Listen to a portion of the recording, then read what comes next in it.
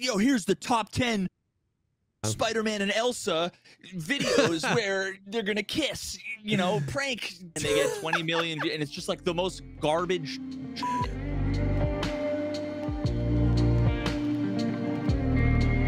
What's up, everyone? Welcome to the podcast, the show dedicated to talking about all the progress things in life, like PC content creation and video games. I'm one of your co-hosts, Jessica Sam. And I'm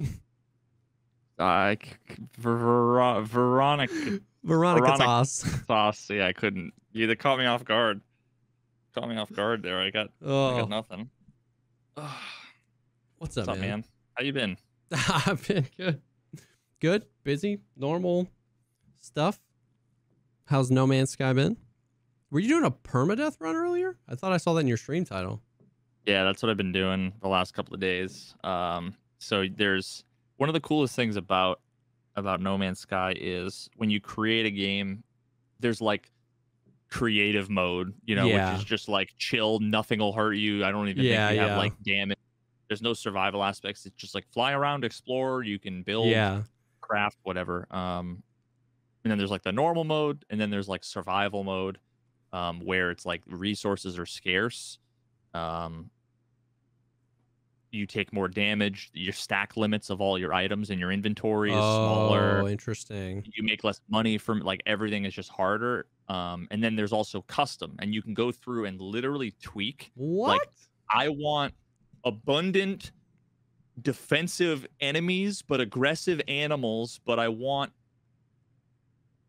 like abundant resources, lower stack limits, but infinite teleportation of items between me and my ship, like distance wise. And I want to be able to craft and build like my base and my hideout, my base, like infinitely without having to spend resources. But at the same time, I want to have fuel for my ship. That's insane. There's like 50 options with like multiple things. And then one of the things is permadeath. And the permadeath mode is when you die, the game puts you back to the main menu and deletes your save file. So you can't like save scum. It's literally like game over. That's so epic. Yeah, so I got pretty decently far into like my main playthrough, and I'm like, I'm gonna mix it up a little bit. Just decided I wanted to give like a more challenging run a try. So I did that, and then at one point, like I had never. You have like shields. But then you also have like toxic protection, heat protection, cold protection, and then there's your like exosuit, health. What the f is it called? Life support. Yeah, I've had life support low a million times. Yeah. Never had it run out in this particular point in time. After maybe 8 hours of playing, life support, like I was in the middle of combat. When a little over my head, like underpowered, in the middle of like a storm, so I couldn't see anything far away from my ship, and it was like life support ran out, and all of a sudden it's just like your health goes 75%, 50%, and I'm like, like getting my ship. I'm like, what's going on? So I just died. It was like, wow, that came out of nowhere. Life support. Okay, we'll put that one in. Make a mental note. That's crazy. I always just equated it with the shields. Yeah. You know, like you won't regenerate health, but like you won't. But I think it's like your oxygen. You know, like if you're in a spacesuit, you run out of air, like that. So I wonder if like I imagine on like the subreddit and stuff like that, are there like challenge runs where it's like this is a popular run, like put these settings, because I had no idea how custom it could be. So I bet somewhere there's like, try this for a good, hardcore, pretty balanced experience that's permadeath and whatever. I think like the easiest would be go to custom and start with the survival preset, which is like the hardest, and then turn on permadeath. And then there's also something that says lock settings, so you can't. The game won't let you change them afterwards. But that's the other cool part, is that you can actually change it. As long as you don't do while you're playing. So like in my main playthrough, I played just the normal mode throughout everything until I wanted to do base building, and I'm like, I don't want to have to like go farm a bunch of carbon to make wood to then place like 5 boards. So I just made everything free. And then I could craft everything and make my hideout like, you know, my base like I wanted to, and then turn back on the costs of everything. And that was really great. But I feel like that would be the easiest. That I is made it crazy. So yeah, so I did the first run and then died pretty quickly. And then I did another run, which is the one I started this morning. And so I think we talked last week. Did I tell you that like me and One Peg both got stream sniped? Yeah. So there's network settings. So you can, and the crazy part is all these different settings, they work, and mods, they work online in multiplayer. So I could be doing a hardcore permadeath mode run with 27 mods, playing side by side with my friend. How does that even work? Vanilla. It's just, you see everything that's relevant is the same. You'd see the same ditch, except you might see gold there and I would see nothing. And my shields would be, you know. So for the most part, it's just amazing, like technologically how that works. Yeah. But so there's the network settings. So you can say I want multiplayer on or off. But then you can also say like people can't see my icon. They can't see my icon in my ship or on foot. Gotcha. And then you can also say PvP on with friends only or everyone. And when you create a new game, those settings are different. Like there's a set default every time. Gotcha. So even though I turned PvP off in my previous playthrough, you created a new. So I played a bunch yesterday, and then I continued today, and it was like I had just farmed like a bunch of ships and did the whole annoying like I made like 150 million units. I sold a bunch of ships. I spent literally 45 minutes moving all my modules around in my ship, and it was like set up just right. Fly out of the space station, and I get blown up. And then I have to go back into the clip, and I see the guy's name. So he stream sniped me again, and what an idiot. He just sat there outside of the space station for presumably 45 minutes waiting for me to fly out, and then within 20 minutes had it posted on Instagram. Not that anybody sees the Instagram or anybody follows this clown, but you know, and then he tries to idiot. It's just what a complete and utter clown. Like so then it was like, oh. But you know what the cool part is? It really does remind me of early wipe Tarkov, where it's actually fun. Even after 12 hours of grinding and the game has just started, it's like there's something fun about starting with the broken scanner and going just getting the first ship and surviving. And so it's been actually fun. I might actually I could potentially see doing runs where it's like I do everything and then make my way to the center of the galaxy, and that's like the end that run. Almost like DayZ lives, where like you try and last as long. It might be a week that you last on this run, and then you die, and you're like, oh, that was fun, and then you hop back in. You know what I mean? Like that's all like Smoke and does it, and all those guys. So what I might do actually is I might find a home planet in the. I won't spoil anything, but I might find a home planet for after I reach the center of the galaxy, and set up a base there, and see how many of my dudes can like park there. That's funny. You know, so because I'm pretty sure you can see other people's ships and stuff parked. It'd be super cool if it was like these are all the runs that made it. Yeah. Actually, in I your wonder what garage. Because that's the thing is that it's really annoying when you go into screenshot mode. In the lower left-hand corner, there's a bunch of like hieroglyphic icons. Yeah. And that's like your address. Oh, I don't know if it's the system or the planet. But I remember when No Man's Sky first came out, there were these giant portal gates, but they did nothing. They didn't do anything. Yep. I spent. So did I. Probably 10 hours, like rolling You know how on the Yep. ancient ruins there's those big like giant stone balls? Yep. I like rolled something like 2 miles to try to like roll it through the Yep. and it just they didn't implement it. They did nothing. Nothing. They Yep. didn't do Whatever they anything. were originally supposed to do, they just didn't implement. They had well, yeah, they came out like 3 years later. Yep. But what they are is they're basically portals, stargates Yeah. where there's all these hieroglyphic icons that, Oh, and there's you like can match it 16 up. characters. Yeah, so basically it's just a password. Yep. So, but when you go into screenshot mode, it always shows in the lower left-hand corner your address. Oh. So that must have been at one point I went into screenshot mode, didn't hide it and didn't think twice about it. Gotcha. So but that also allows me to have a base, that like before I died, actually on that run, this morning or last night, I found a planet, a super rare planet. It looks exactly like Earth, Really? and it's a paradise class planet with green grass, blue oceans. Like there's so many like purple grass, Yeah. orange Yeah. ocean. Yeah. But it's a paradise planet with beautiful weather. So there's no Yep. rain, there's Or no like storms. toxicity. Yep. Or yeah. And the temperatures, like 30 degrees Celsius.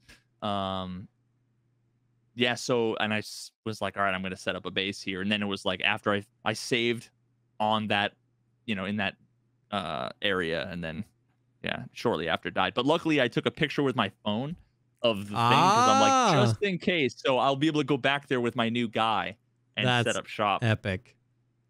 That's so sick, dude. That's so sick. Oh, that's dope. Yeah, and there's updates coming out. So I think hopefully soon. More. Yeah, there's still coming out. And That dude, they have supported the hell out of this game. Holy cow. Because it was like, when did it come out? It's been like 8 years or something, right? 7 years. 7 years? Yeah. That's so sick. That's so dope, man. So that's been just a nice change of pace. Although, I think Diablo 4 Oh, tomorrow. yeah, the I think beta, it's, yeah. the beta is tomorrow, so it's like, and then the Zelda, the Tears of the Zelda, Kingdom. came out or is coming out tomorrow. I think, but people in like Australia or whatever can play it now. And now I went from like there being nothing to play to now all of a sudden I have these like 3 games that I want to play, but like, and you have like the FOMO. Yeah. Where it's like I want to play on the like I want to play on day 1, of but at the same time it's like I'm really enjoying No Man's Sky. Yeah. I want to milk this enjoyment for as long as I can because I know at some point I'm going to be over it. Yeah. And then I have 2 more games lined up that I can milk it for as long because if I context switch away from No Man's Sky now, it can be and I get into Diablo, to get back in, I might not get back into it. And then I'm going to be like, well, now I don't want to really play No Man's Sky anymore. And now Diablo beta is over. So it's like, oh, am I going to try Tarkov? And I know that's just a poison chalice. Yeah. Yeah. Especially since Diablo is a beta. So you're probably just going to play it for a few days and then be sad it's over. So skipping that's not a huge deal. And then Tears of the Kingdom, like those games are pretty evergreen in the sense that like, there's a lot of like exploration, a lot of figuring out at the beginning, but like, you could hop into, what was the other one? Breath of the Wild right now and have a blast. Yeah, and who am I kidding? Like, it's not like I'm relevant enough in the space where a game like the new Zelda, it's not like I'm going to be, like a world be XQC, first. XQC and like all the giant guys with 30, 40, 50,000 viewers are going to be playing it, and that's who people are going to be watching. If it was a Tarkov wipe, that would be a little bit more pressure. Yeah. But like, for sure. No, I'm going to have 120 viewers playing Zelda tomorrow versus 95 a week from now or 6 months from now. 100%. It doesn't really matter. I'm just gonna keep going with No Man's Sky. I have a video essay that I'm thinking about making because I have a hot take that I don't think is a hot take, but I don't think anybody's just thought about it, and there hasn't been anybody that's really made any content about it. No Man's Sky is a cosmic horror game. Hmm. It's cosmic horror through and through, dude. The story. Oh, There's like the lore. There's like the story, and then there's like the lore, and then Yeah. there's the lore. There was an Interesting. ARG, Really? bro. Do you want to know? Let me ask you this. Do you want to know? And this is like, I don't know that it's spoilers. I don't think it's spoilers, but it's like deep, deep, deep, deep lore. Where Yeah. if you were to play the game and you're not gonna like read the manga, you know, like you're not gonna go real deep. Yeah. This won't spoil anything, because you'll play through the main storyline and you won't be going this deep down the iceberg. Yeah. So you have a warning now that maybe fast forward like a minute in the future. Do you want to know where No Man's Sky takes place? Where? Earth. Is it like a simulation?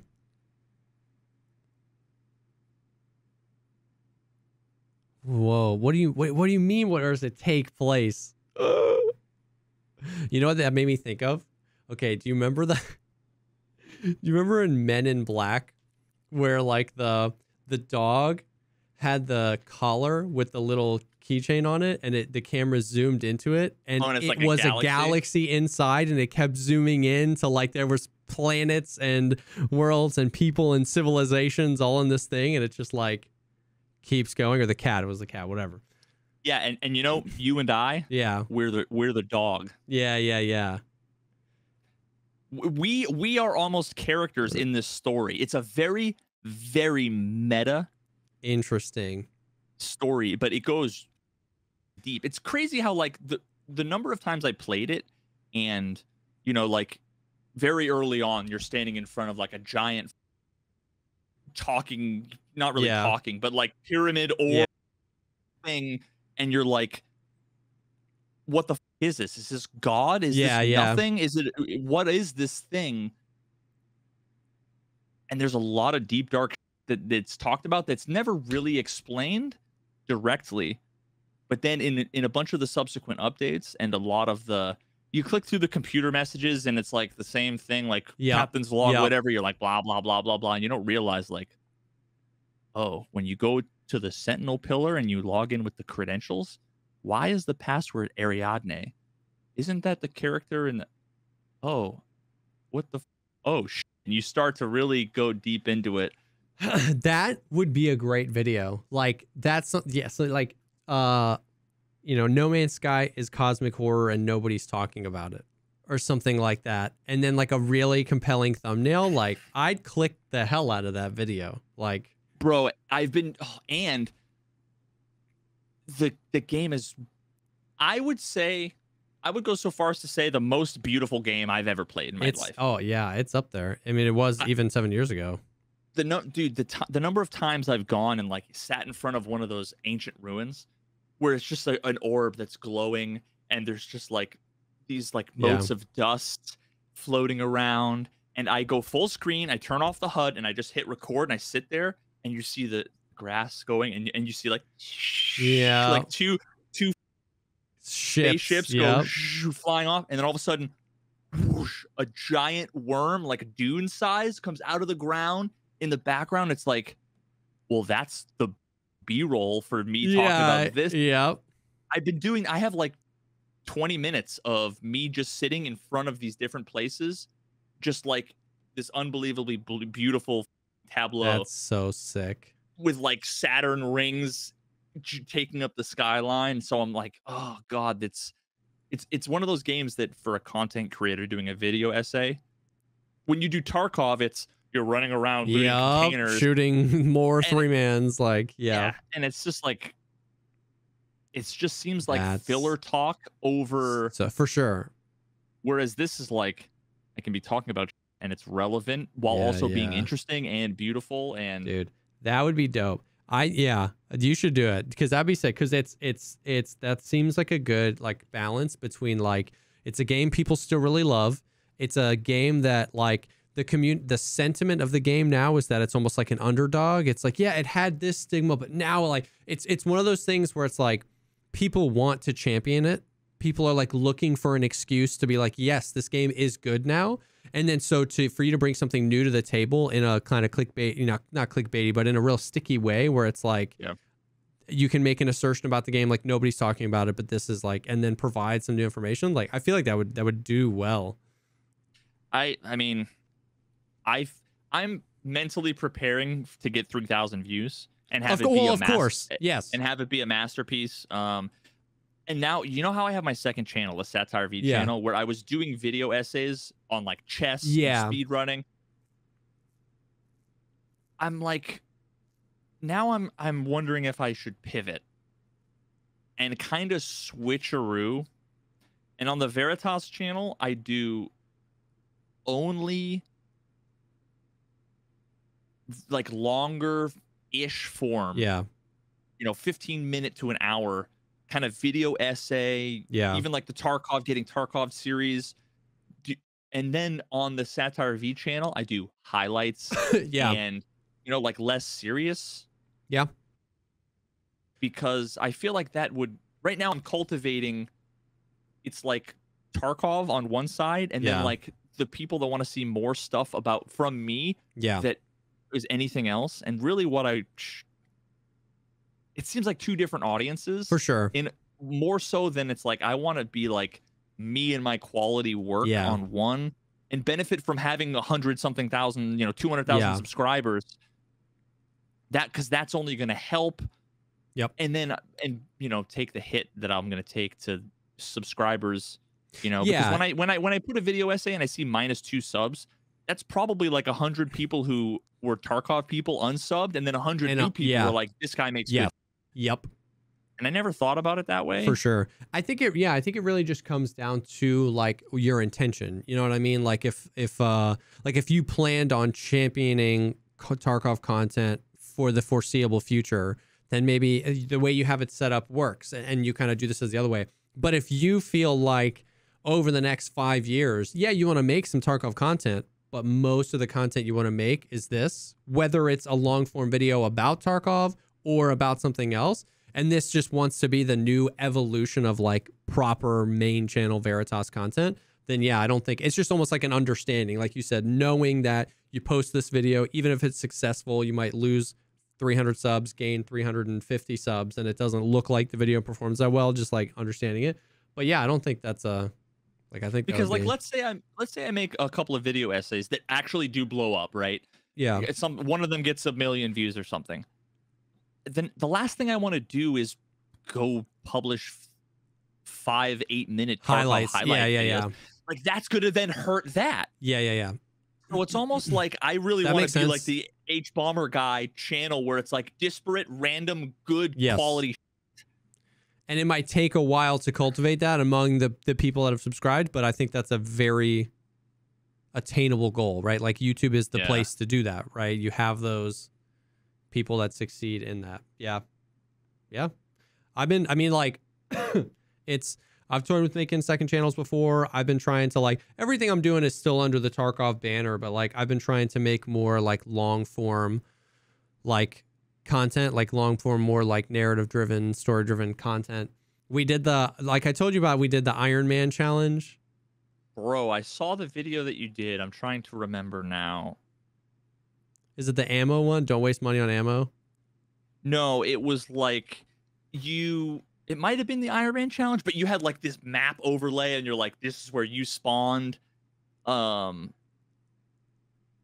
one was that? You were telling a story. It felt like like during the intro? Well, I think there was multiple times. It felt like I almost said JFK again. JLK? It felt like a JFK. Like a JFK video. Is it JLK? JLK, yeah. It felt like one of those. Yeah. Was it the one where we were running around with the RSH-12s and cowboy hats? Or was it the one where we were using the bad ammo? And we were... Oh, it might have been the bad ammo one. Let me just double check. I've changed the thumbnail of that one 1 million times, so you might not recognize the thumb. But stop wasting money on ammo is the one I did. Yes. Tarkov. And bro, I have to say that right there is some of the best content I've seen. Yes. Thank you. From you. Like, I saw that and was like, my instant urge was to copy like half of that. Yeah, Like yeah, do the Tarkov map overlay and whatever, and I'm like, I'm not going to. But it was just that good. I'm like, thank you. Super impressed. Like, you should be proud of about that. Thank dude. you. That was so I've been working with a new editor, and I've been trying to create content that's more story driven. You know what I mean? Basically all that stuff we talked about, all the JLK. I've been watching a ton of Rust videos and trying to think through that lens. How can I bring that to Tarkov? You know, like Tarkov really lacks that, you know, what we said, DayZ and Rust, like you can create a story that lasts longer than 40 minutes, right? You can have a nemesis, you can have a rival, you can make a friend. You know, DayZ really thrives on this. Gibbon and Ash, they've been crushing like these TikToks that get like millions of views because they meet this guy and they go on this adventure and then they die and they spawn in at the beach and they run back to the place where they died, but Johnny isn't there anymore. And then they get a radio and they broadcast to this quadrant of the map and they find Johnny, and it's like, man, like you can't do that stuff in Tarkov. But I've been trying to think through like, okay, what stories can I tell? You know what I mean? What can we do? And so the bad ammo one was one where like, what was so cool about that? Did you watch the whole video? No. Okay. What was really cool about that is like, I think I got like 32 minutes into it or something. I was able to put some little bit of a redemption story in that because I ran into a guy and then I ran into him again later the same day, which happens very rarely in Tarkov, but I was able to like weave that into the story. And like I ran in, so he was talking trash over VoIP. Okay. And like, so I'm not a trash talker. I can't talk trash at all because I'm so scared that I'm going to talk trash and then die to the guy and be so embarrassed, you know? So I don't talk trash. I just like lean into it and like whatever. And he talked trash. And then I finally bait him into pulling the pin of a nade, and I push his nade and I swing the corner.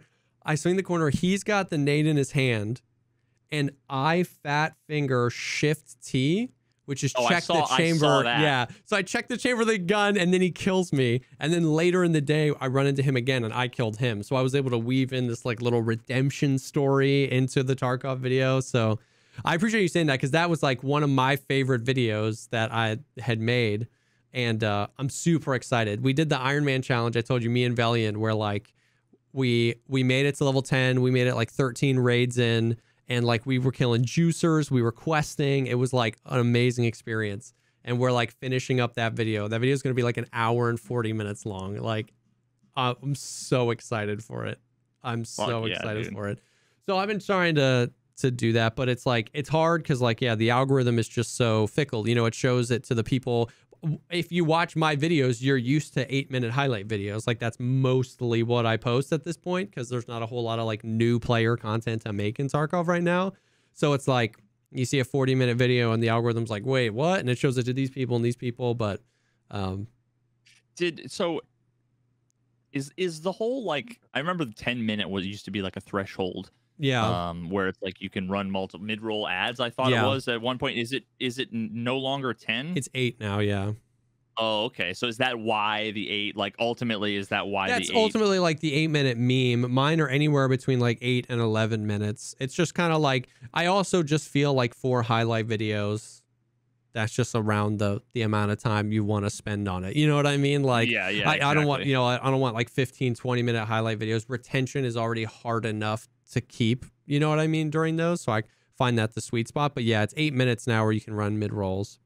Getting like your bang for your buck, right? Like if you have if you have 25 minutes, you could do a 12-minute highlight and a 13-minute highlight, or you can do an 8, an 8, and a 9. Exactly. And then now that's like, you know, if you do one every other day, that's basically a week's worth of exactly content. Sorry, as soon as I said that, all I thought about was the bodybuilding.com thread about oh my about if you work out. Oh god, dude. What was it? Like Monday, Tuesday, it was like it was like, what does every other day mean is what they were arguing about or something. The guy, this is a total sidetrack, but it's hilarious. I almost ended up doing content related to this, and I still might in the future, but it's a legendary like thread from 2008 or something. Bodybuilding.com. Building.com forum, where a dude came in and was like, you know, did the whole I don't want to overtrain. I want to Yeah. like, gain lean muscle. I'm worried about, injury or whatever. I want to work out every other day. Is that going to be too much? And someone was like, "Oh yeah, but if you work out like 3 days a week or whatever, that won't be too much." He goes, "Oh, no, no, no. Every other day is like 4 to 5 days a week." Bro. And people are like, "How do you get 4 to 5?"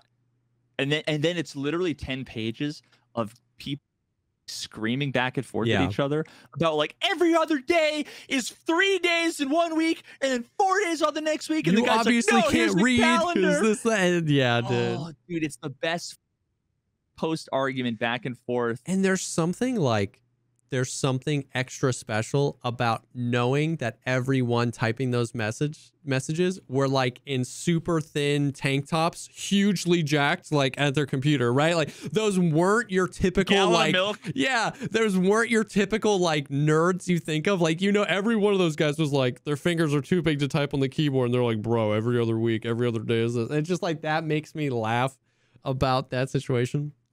You know what the best part was? I ended up finding I actually had from early college, undergrad, a bodybuilding.com account. Yes. And I found my profile. Yes.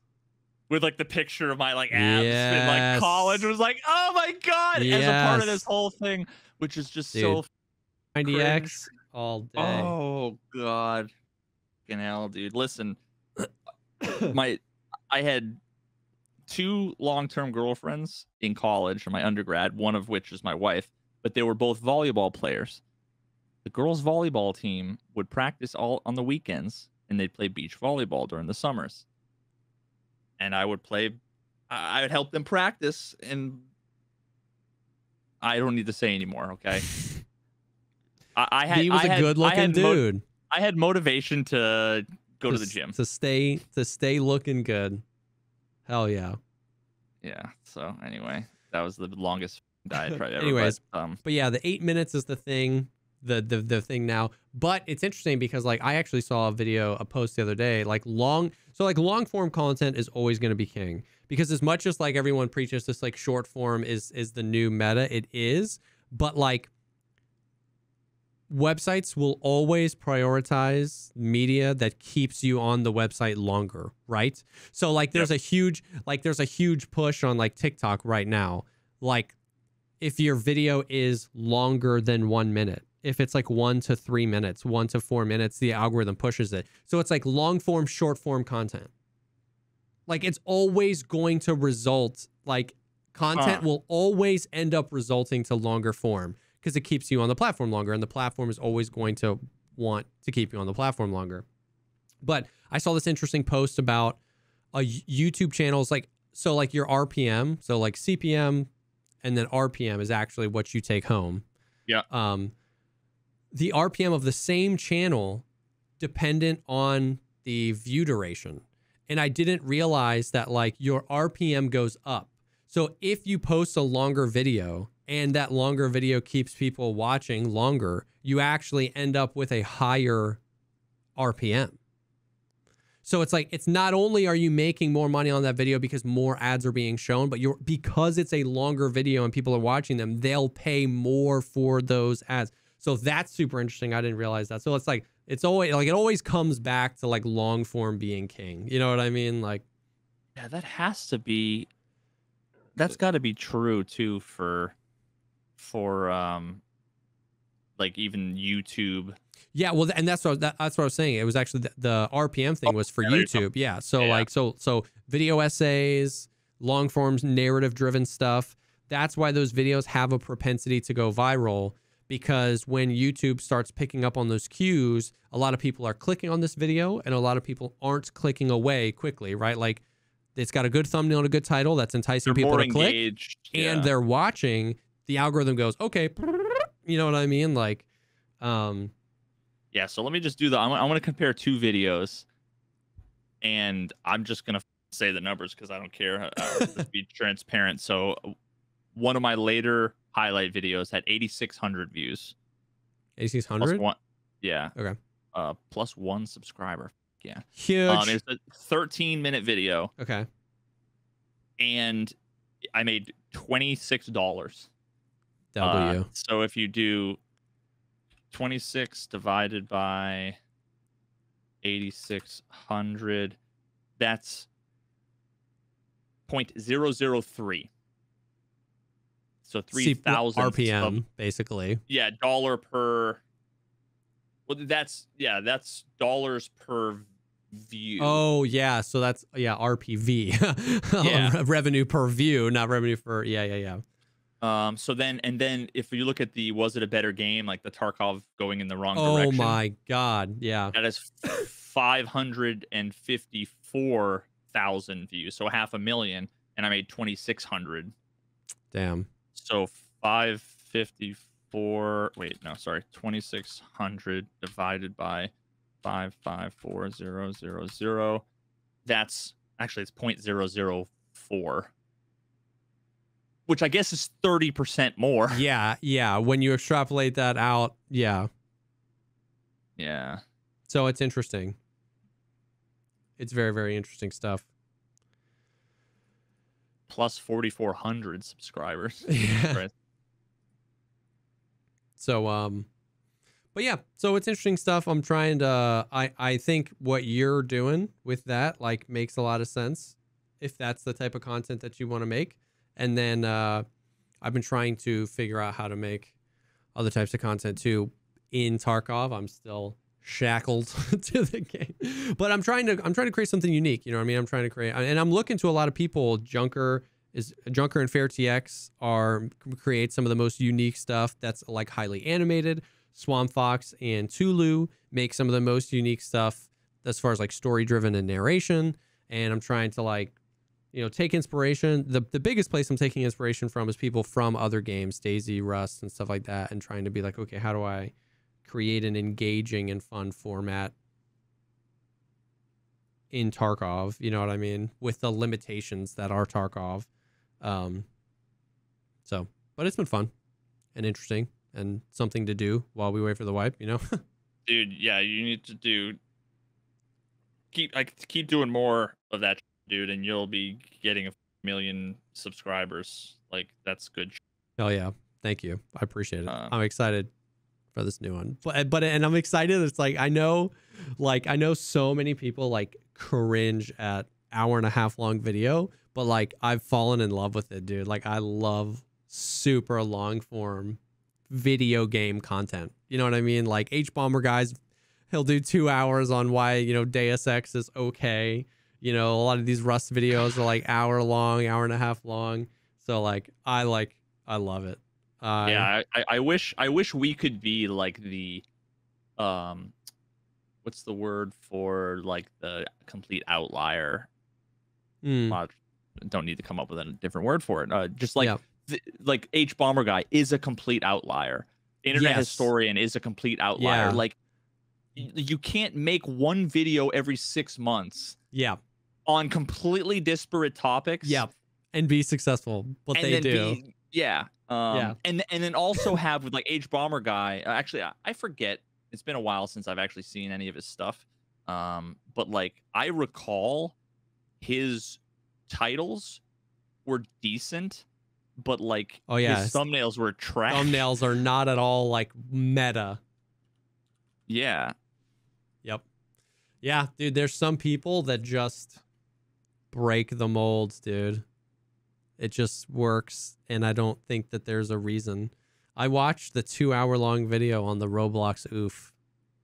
So good. It was such a good. And the thumbnail is it's the like awful. Roblox face with like bald H-Bomber guy, which like half the people who are his viewers probably wouldn't even recognize him in the thumbnail, plus like a baby like cherub with wings in the corner. With it's like such a meme. Yep. And it works. And 6.5 million views, brother. And it's called Roblox_oof.mp3. Like it's the type of I want video names like that. Yeah. But it's like you have to. Yeah. You have, dude. I had this like. It comes.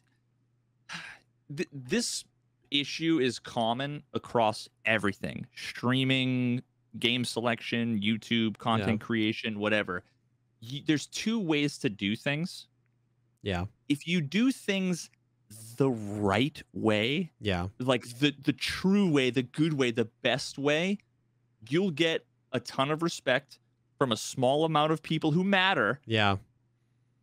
And you won't really get much appreciation. And if you do things the quote unquote right way, the meta way, where you have to kind of sell your soul a little bit, you'll have less respect, but more success. But you'll have less respect from, like, quote unquote, the people who matter in the minority, like the respectable humans, and then the masses, the unfettered, drooling masses, will absolutely love you and eat it up, and they won't care about any of the things, right? It's like, oh god, it's so. And then you have guys like H-Bomber Guy who do things the wrong way for the right reasons and have this respect of everybody, the masses and the people that matter. Yep, and it's like, but banking your career on that, you know what I mean, is like scary, because like the way that they do it has the least likelihood of success. But that means some people out there that do it that wrong way will succeed. And luckily YouTube normally gives it to the people who really deserve it, the H-Bomber guys and the internet historians of the world, who, like, we would all agree, like, deserve the fame that they've gotten because they make amazing videos. But it's... Yeah, but also think about all of the trash content that blows up. I mean, for sure. Yo, here's the top 10 Spider-Man and Elsa videos where they're gonna kiss, you know, prank gone sexual, and they get 20 million, and it's just like the most garbage. And they're getting 57 million views. Half of them are people going, what is this garbage? And they're sitting through 10 ads while they're like mauling at this trash content. And I have to think that, like, my case where I look at, like, my chess documentary, it was like, I think it was like right place, right time. And then what? Like, why does it only have like 1,200? Like, it's something that if you put it in front of the audience it's intended for, it should blow up. But YouTube just isn't serving it for whatever reason. It's not like. I mean, I've had that same feeling so many times where, like, I just thought, I remember I did that Mr. Beast video, like, if Mr. Beast played Tarkov, I was convinced in my soul. I was like, that's the best title I've ever come up with. That's the best thumbnail I've ever paid for. It's the best video I had ever edited. I was like, I remember when it came out, I was like, had a little bit of like jealousy where it's like, this is going to blow up. I was like, genius. This is going to crush. And it has like 40,000 views, 50,000 views over 6 months. It performed like below average for like the 10 most recent videos at the time, and over the course it's gotten some extra views, and it sits in like 50,000. And I was like, I just remember feeling like, and if you just did I did 50 labs runs, how much money did I make? It would have gotten 20% more views for 97% less. So it's like effort. I've definitely had that feeling where it's just like, dude, I don't know. Like, I just can't crack the code. Those things can't be the exceptions. So when you say like the people who deserve it get served, like it, I have to assume that 98% of the people that deserve it don't get it. We never see them. Because they don't get served to us. And there's people like me and you who like put out this amazing content that we think should blow up and just doesn't, and nobody sees it. And that includes me and you. Right, like it's bro.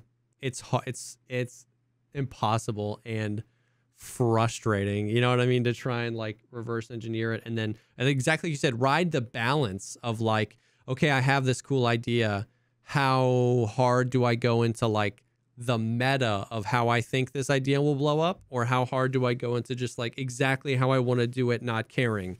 because it's a very much so yin and yang. The more you lean into the meta, the more you feel like you're sacrificing the integrity of the idea. And the more you lean into the uniqueness of the idea, the less you feel like it's going to blow up, because you're like, I'm not doing anything I'm supposed to do here. And riding that balance is like hard to do. And neither have a chance of success, right? Like sometimes you can like feel like you're riding the meta and being like, this is going to be perfect. This is such a 2023 video. This is going to crush. And then it doesn't, and you're left with like, I don't even know anymore. So I feel like so many people end up like, you can go full meta or full morals. Yeah, you know, and it's like, and eventually what ends up happening is you end up getting honed down to somewhere in the middle of the road, and that's when people just burn out and give up. Yeah, for sure. Because it's like, oh, I'm getting 15,000 views every 3 days on a video. Like, that's enough to make like a car payment on a new Honda, and like, but like not pay a mortgage, not like, so yeah, I'm just not going to do that anymore, you know? And the thing is that YouTube was really good at showing you the success you could have, right? You see with the one random video that blows up. You see the people who are like, you know, you see the people who are where you want to be. Like I like, you know, Blueprint, Willjum, these guys I've been watching these Rust videos. I'm like, man, I don't feel like they're sacrificing their video ideas for the meta. Their thumbnails aren't meta. Their titles aren't meta. Like Blueprint, his videos are very like never even heard of him. BLOOPRINT. His video Blueprint face reveal. Oh God, his videos like 2 months ago. It's just called Rust Outplayed. There's no like, I built the craziest base in Rust, gone sexual. It's just like outplayed, 59 minutes, 2 million views. You know what I mean? His thumbnails are dope. His thumbnails are dope, but they're not good. Does that make sense? They're works of art, but if you don't know who Blueprint is and you don't know what a Blueprint video is, you don't know what that means. Like, you don't know what, like, if you don't play Rust, you don't know what those things are. You don't know what they mean. It doesn't clue you into the story. It's just like a really good, cool thumbnail. Here's the thing, though. Millions of people play Rust. No. And yeah. You know what's interesting? I feel... What? Tarkov has had a higher all-time player peak than Rust. And that makes perfect sense. And Rust averages, like, if we believe, we actually looked this up on the Steam charts. I don't know if Rust is crossplay or anything, but on this, according to the Steam charts, Rust has like the same daily player base. Like back when Nikita said there was like 70,000 to 120,000, I took that as 70,000. And when we checked, Rust had like 50,000, and like their 1 week peak was like 120,000. So Rust is like, what Rust has is what Tarkov is beginning to have, where like so many people know about Rust because Rust has been around for 5 ever, and like tens of millions of Rust accounts have been played. But not many people play Rust anymore relative to the... Now, not many is very... 50,000 daily active users is a wildly successful game, right? And that's kind of how Tarkov is, where it's like, there's millions and millions and millions of accounts, but not many people that play it. So, but I say that to say that, like, these videos crush 2 million views, 50,000 daily active viewers. No, but so here's my interpretation of that, though, is Rust in many ways is kind of similar to Minecraft, where I feel like there's a lot of potential consumers of the content. Yeah. I think the average age is lower than Tarkov. Yes. And I don't, there's no way for me to like really justify or articulate what is a hunch to me. Yeah. But there's something about a Rust player that makes me think they'll watch anything Rust. It doesn't matter who, it doesn't matter about what. If it's like a cool thing about Rust, they want to watch it. Just like Minecraft. Yeah. People are like, I want to see Minecraft. Yeah. When it comes to Tarkov, most Tarkov content is like the not just talking about like the top creators, but like the average. There's just so much kind of like meh stuff out there. Yeah. And I think that if it's like a 33-year-old dad, he's not just going to watch some random thing, right? But if it's a 17-year-old kid, he's going to watch the Rust, the True Enemy video because it's got a cool thumbnail and it's about Rust. That means it must be amazing. Whereas I just feel like Tarkov people are different, and Tarkov is different. I think that plays a part. I don't think it plays as big of a part as you would think. I would challenge you, literally, go to Blueprint's channel, pick one of the past 6 videos, and watch it in its entirety, beginning to end. I know it's a lot to ask because it's a lot of time. Watch it beginning to end, and you'll know. Like, I definitely think that the player base and the I don't know what the word, the demographic is different, but like watch that video and you'll be like, yeah, the reason why, like, it's because nobody makes that content in Tarkov. Like, it's just unbelievably engaging content that you don't want to look away from. Yeah, but a lot of people make that content with Rust. Yeah. Oh, yeah. But so that's what I'm saying is like, I think I'm saying, I think if a lot of people made that type of content in Tarkov, they'd all get views. Like, I think maybe not to that level. Like, I agree that I agree that I think the demographic plays a part into it, but I really think that like the type of content plays a bigger part. Like, it's just addicting to watch. It's really, really. Okay, so we're talking about 2 different things. There's like retention and performance, and then there's like your willingness to click and get sucked in. Yeah. And I feel like a Rust viewer is going to click on more propensity to click on things. I agree with that for sure. If you just put Rust whatever with a cool thumbnail is far more likely to get clicked than Tarkov whatever with a sick thumbnail. I will say though that there are like there are lots of content creators in Rust that don't do well. I mean, there's this like Tarkov where there's a lot of well, there are people that put out million-view Tarkov videos every other day or whatever. Like, people that like honestly I never really watched, but like I never really watched more than like 10 seconds of a General Sam video. But like every one of his videos would go out 800,000 views, 700,000 views. I love General Sam, by the way. I hung out with him at TwitchCon. General Sam's videos aren't Tarkov videos. They're General Sam videos. You know what I mean? Like 80% of every one of his videos is his personality. Like, he is addicting. He is who you want to see. And then he goes into Tarkov. That's why he does a lot of variety where like he can play any game and get a million views. But I would also watch JLK play any game also. Like, I would watch him. It's the same reason why I watch like Operator Drewski videos for like, I'll never play the flight sims, that he plays. Like, I'll never play not DCS, but he makes it interesting. But he makes that kind of stuff interesting. Or even like Arma and those types of games. Like, I'm not interested in those games, and I wouldn't be interested in anybody else playing those games, but like, I enjoy his stuff. But that's also different and distinct from what I was mostly trying to respond to is why are his thumbnails and titles seemingly performing? And for me, my answer is I just think it's Rust. Yeah. And I think if you made that kind of content for Tarkov, well, okay, so there's multiple things here. There's multiple variables. Let's say you made that kind of content. You made a JLK or a Blueprint-esque video when you did the video about the ammo. Yeah. And it didn't perform as well because, one, you didn't have 2 million subscribers. Yeah. But 2, also because it's Tarkov, and I think if you went and you did a Rust video like you did in Tarkov, I feel like you'd have a higher chance of getting more views than Tarkov because of Rust. It's just the younger people are more gonna they're gonna click on. I also think like the things you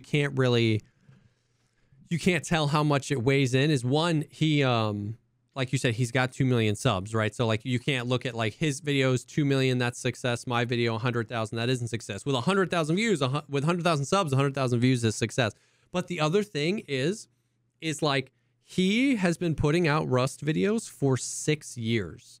So like Pestily is a good example where he's afforded a little bit more flexibility, where he can title a video something much less meta and people will watch it because he was the pseudo just like Tarkov guy through the like huge bubble burst, or the bubble that was Tarkov. And so like Rust has had so many of those, like Twitch Rivals where a bunch of people get in, you know, XQC starts playing, everybody gets in, huge updates. So like Pestily has kind of done, has like moved away and doing like IRL content and stuff like that alongside his gaming content.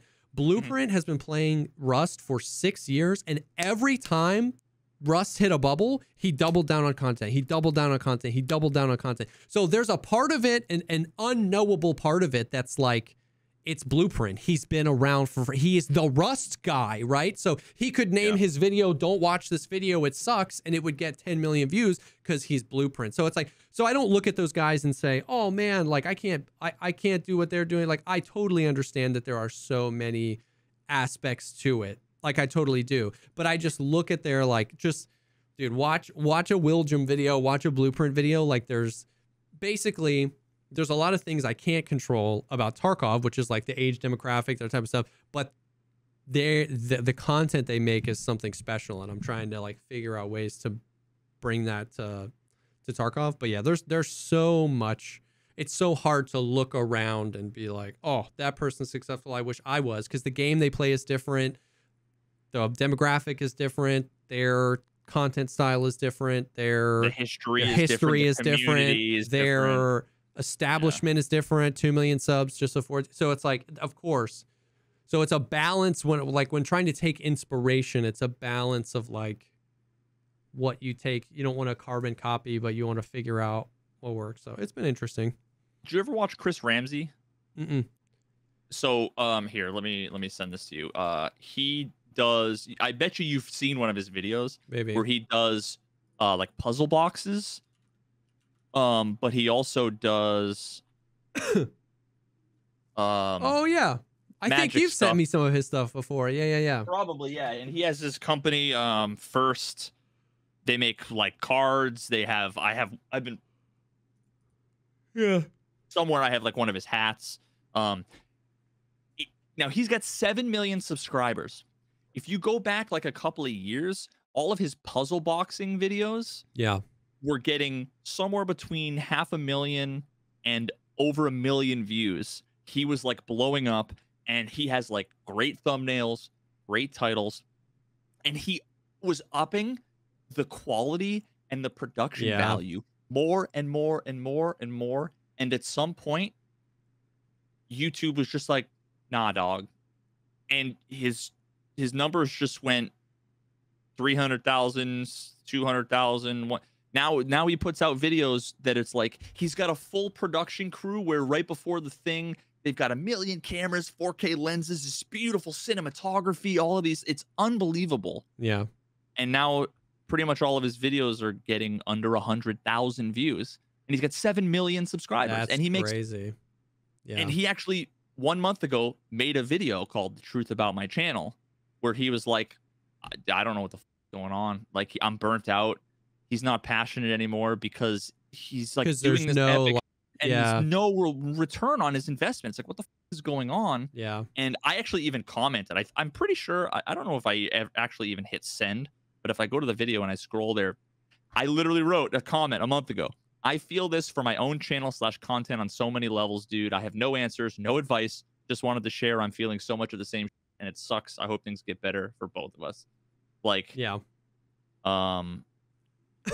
it's, dude, and honestly, like, I hate to say it, but that made me feel a little bit better seeing that, because it's like, I know I can look at him and say, this guy should succeed. He was succeeding. It's like inexplicable why, you know, why this went this way. So, because there's always in the back of your head, like, maybe my content's not that good. For sure. Maybe I like it way more than most people, and that's why. And the people that, you know, are just jerking me off, telling me how great my content is when really it's not great, and Yeah. you know they're all lying to me, or they're just the super fans that are going to over appreciate Yeah. everything, you know. And it's like you kind of want a reality check, but then I see stuff like this where it's like the same kind of where Where it's it's like like no matter how inexplainable. You know what good, I mean? Like you see people who like pivot directions or they change or they whatever, and you're like, okay, I can see it. But then you see the people, yeah, where it's like, I don't see it. The videos have only gotten better, higher production, higher energy, more of what the people wanted. How could this possibly fail? Yeah. I don't know. what a fickle bitch. What? Dude. Yeah. The YouTube certainly is. But for now, I'm passionate and motivated and excited that I'm passionate and motivated because there's not a whole lot going on at Tarkov, so I have something else to chew on. That's why I like having the different baskets, the podcast, the YouTube, the Twitch, because like when one's down, one's up, you know what I mean? And there's something new and mental to chew on and stuff like that. So Have you been playing Tarkov? yeah, a whole lot.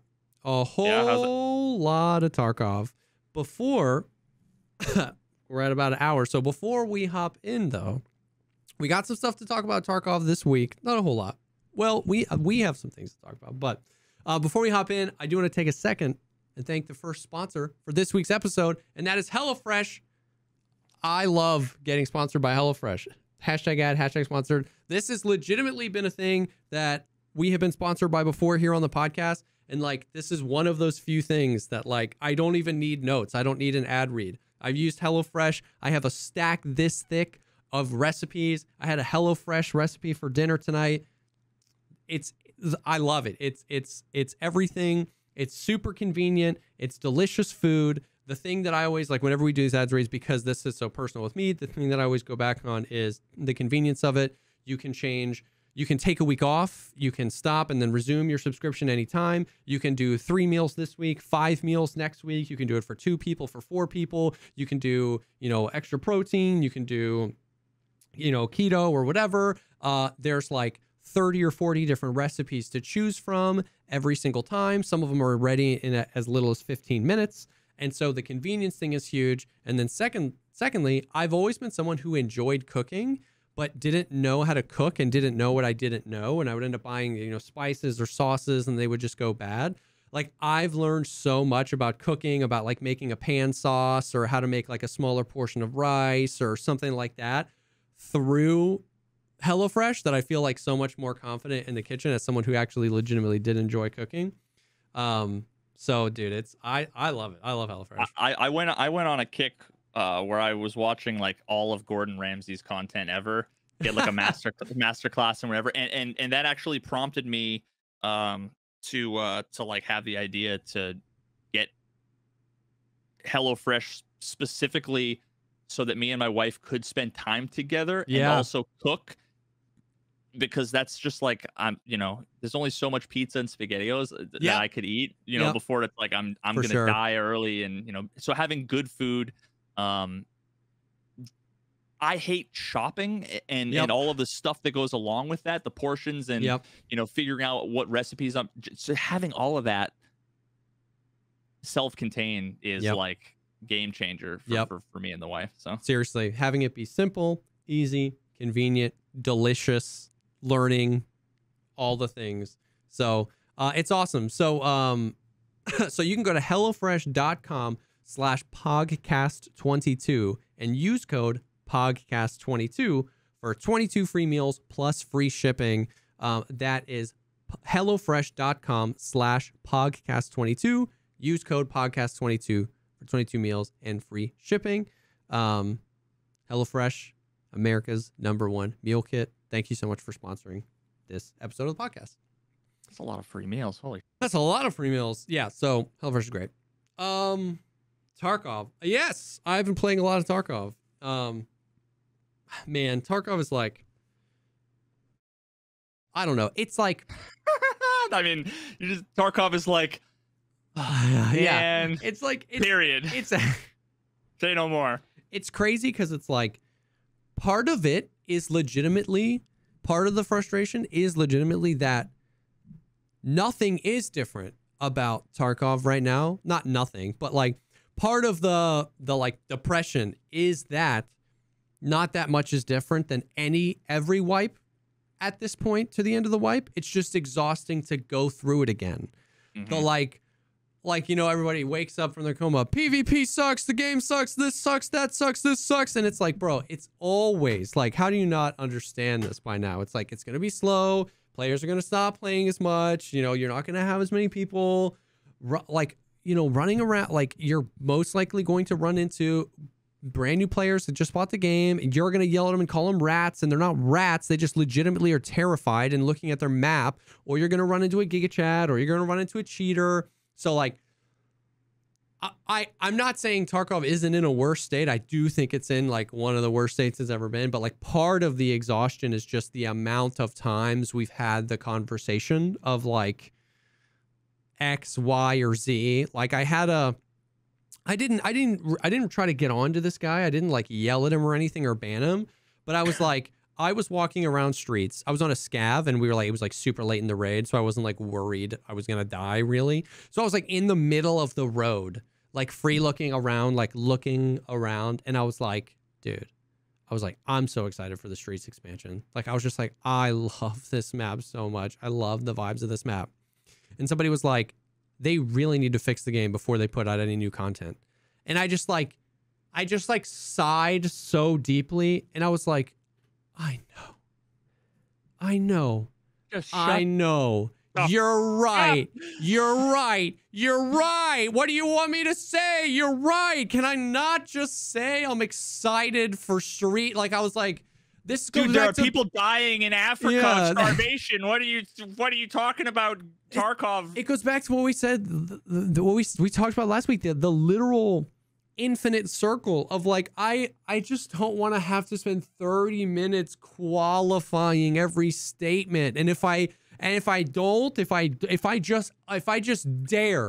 just dare to utter, I'm excited for something in Tarkov, then the people show up with it's like, why are they fixing the audio and the cheaters and this? But then if I'm like, guys, I know that the audio and the cheaters and this and that, and they really need this and that, and they need to do this and that and this and that, but I'm excited for this. Then people are like, dude, just say what you want. And I'm like, I'm just dying. I'm just like, it's not.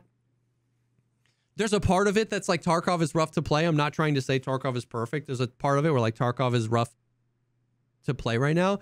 But there's a part of it where it's just like, shut up.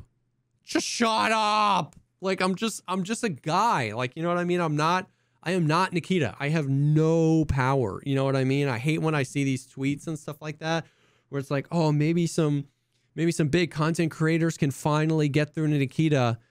And I just hate that, because it's like, dude, I have no power. And yeah, you're right, man. There are some people who have that mofo on speed dial. And unfortunately, it's been made pretty public that some of those people get changes that they want on a whim. And I hate that, because it makes my life a living hell, because I just have so many people that are just like, I'm just a dude. I'm just a 31-year-old nerd sitting in my office playing video games. That's it, man.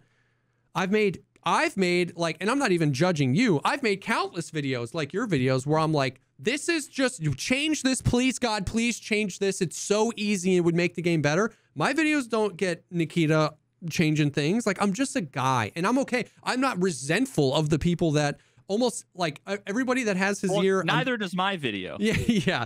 Like, it wasn't like, spoiler alert, that video I sent to Nikita and got radio silence. And then a couple weeks after it blew up and everything, yeah, in a call with Nikita, Clean said, hey, Nikita, make these changes. Really? And as much as people want to hate on Clean, oh yeah, he's the one that made it happen. All those changes that you loved, guys. Like, yeah, all the changes that everybody unanimously loved. So it's like, even I don't have the power. Nikita, stop talking to me. Yeah. So it's like, I'm just a guy trying to play a game. You know what I mean? It's like, you know, I had the irony of like, you know, I love, my favorite thing Twitch has done ever is the first time chatter, because like, it just outs people so quick. I hate that they added that, dude. Dude, it outs people so quick. Somebody came in and it was like first time chatter, and it was like, stop playing this game if all you do is complain about it. Like, why did you come to my channel specifically to say that? Yeah, I was like, wait, how would you know what I do all the time if it's literally... Do you ever do the exclamation point watch time and you see 0 minutes and you're like, oh, I watch it in incognito mode. Yeah, it's like first chat message, 7.5 seconds of watch time. But all I do is X, Y, or Z, right? You know what I mean? So it's like, I know that we're going to get the comments. They're already typing furiously right now. This is what you get. This is what you ask for when you sign up to be a content creator. But like, it's just so funny because it's just like, so part of the Tarkov woe right now is just like, we're not having conversation. We're not having new conversations. We're not having conversations. We're not having anymore. And when there are new conversations, or like, that's what's crazy too, is like, I still love to talk about like what changes could happen or what changes we need or what we could do. You know what I mean? But the like real substance conversations, I still love being a part of. But the just like flippant disregard, the just like regurgitated L opinion streamer, or like the people going around just trying to incite arguments like, why do you play this game? Go play something else. And like that kind of stuff, like Tarkov is dead, you know, all the players left, all the this, like the conversations that have no substance, I'm so tired of. And I don't mean tired of as in like, I'm gonna ban you if you say it. I mean like physically exhausted. Like I didn't even have the energy. It's emotionally draining. I didn't even have the energy to explain to that guy that I was like, yeah, I know they need to fix the game before they add new content, brother man. Like I just am a guy saying that I like this map. You know what I mean? Like it's like actually exhausting. So that's been part of it. Part of the shenanigans. But yeah, I don't know. It's just, I mean, that's like 50, it's like 49% of why I stopped playing. yeah. It's because I can't even enjoy the game playing it. Yeah. If I could like hate the game and have fun with chat and interact with chat, Yeah. and like, then it'd be one thing. But it's like me not enjoying the game very often makes chat toxic, which makes me toxic, which makes chat, Which you it know, just so spirals. it's like, yeah, so but you just gave me the idea actually of an interesting video that might be maybe a good precursor if I end up doing a main channel No Man's Sky video, is what Tarkov could learn from No Man's Sky. I'm just thinking about like the progression, all the things I talked about with the progression from like starting over, and how I've done like 7 new starts, and they've all felt completely different. Fresh. In Tarkov, it's identical, right? Now you can't procedurally generate 18 quintillion Tarkov maps, you know. But like there's something there that I could extrapolate out, and then like all of the cool elements about base building, like that's what the hideout should have been. The hideout should have been like building a base where you can put the modules where you want, and maybe having synergies based on how, you know, if you build the bathroom next to the workout room, that gives you diminishing returns on the thing. You know, like I don't know. There's a million things they could do, but like there's so many interesting aspects of, and even like modding. You know how like the adjacency bonuses when you put a module in like your multi-tool? If you put like the laser and then the laser upgrade to the right of it and then the other laser upgrade beneath it, the fact that they're adjacent, they get multipliers or additive bonuses. Like imagine Tarkov like putting all the Tapco furniture on. You suddenly get a +10 bonus to Ergo. Like the enchantments that they have right now, And and that's like, you could argue that's even more realistic than enchantments, because it's like the Tapco furniture is it's designed to work together. You know, like obviously that's, you know, like 98%. But at the same time, it's like, so is the rest of the game. 98%. Anyway, but like there's just so many interesting aspects of it that like could add richness and replayability and more thinking to now. It's not, I'm going to do the best in slot ergo and the best in slot recoil and the best in slot whatever. Now it's like, well, maybe these combinations work, and maybe you could make it so uncommon combinations give additional bonuses above and beyond the individual pieces. And now you're making it so that you can have 27 different builds with comparable feel and stats. So there's true build variety. So like killing a guy and you go, that gun is cool, and then you double click on it and you're like, oh, there's a +5 ergo, why? And then you're reverse engineering what are these parts, and then now you're thinking about that's a really fascinating thought experiment on how to handle the attachments. And I just thought of that in 4 seconds live on a podcast. Because I think about that all the time. Like, I'm really depressed that they've spent so much time modeling so many attachments for the guns, and it's just like they all have one use. You know what I mean? And it's like that's a really interesting way to do it. I think a really simple way that they could do it in like 10 minutes is like they flatten out everything and all attachments in the game. Like let's use foregrips, but this would apply to every category of attachment, right? Hand guards, barrels, whatever. But like all the foregrips, there's 3 categories: good, better, best. All of the good foregrips are identical. Give 2% recoil reduction. All the good ones. All the better ones give 4% recoil. And there are only 5 best ones, and all of them give a different. Some +5, +6 ergo, so it's like the ones that are varied are in a very small subset. Those are the best ones, and those are the ones that are only findable in raid. So now you have this combination where like the meta you would be able to build from a trader is you could build it 10 different ways, because you could use all the good handguards and all the good foregrips and all the good buttstocks would all result in the same stats. But then if you kill a guy that had a really rare foregrip or a really rare buttstock, now you could start to piece together much rarer ones, and those are only found in raid. You know what I mean? So it's like you get the benefit of both, and I was like, that would be so much simpler. Dude, for sure. And if you think about like, you can't make anything really amazingly good because it would be the only thing that you could use. So you can't make anything too amazing and give unlimited access to it. You can't have both. But so if it was like 2% ergo, 4% ergo, and 15% ergo, but it was like, then when you used it, you would feel an appreciable, noticeable difference. But the additional 10 ergo doesn't make you invincible. No. And you're still only going to last 2 raids on average with it. So it's not like it's going to dominate and it keeps the meta. The feeling of loss. Because right now exactly. There's no, like, that's a thing. Like, there's no, now once again, I understand if you're new, then you don't understand this conversation, and that's okay. But right now there really is no feeling of loss, right? Like, there's nothing. I'm trying to think of a thing. I'm trying to think of a piece of gear that if I lost it in raid, I would really be sad about. Like a thermal or a slick. A thermal are the only things I can think of. A thermal's a good one.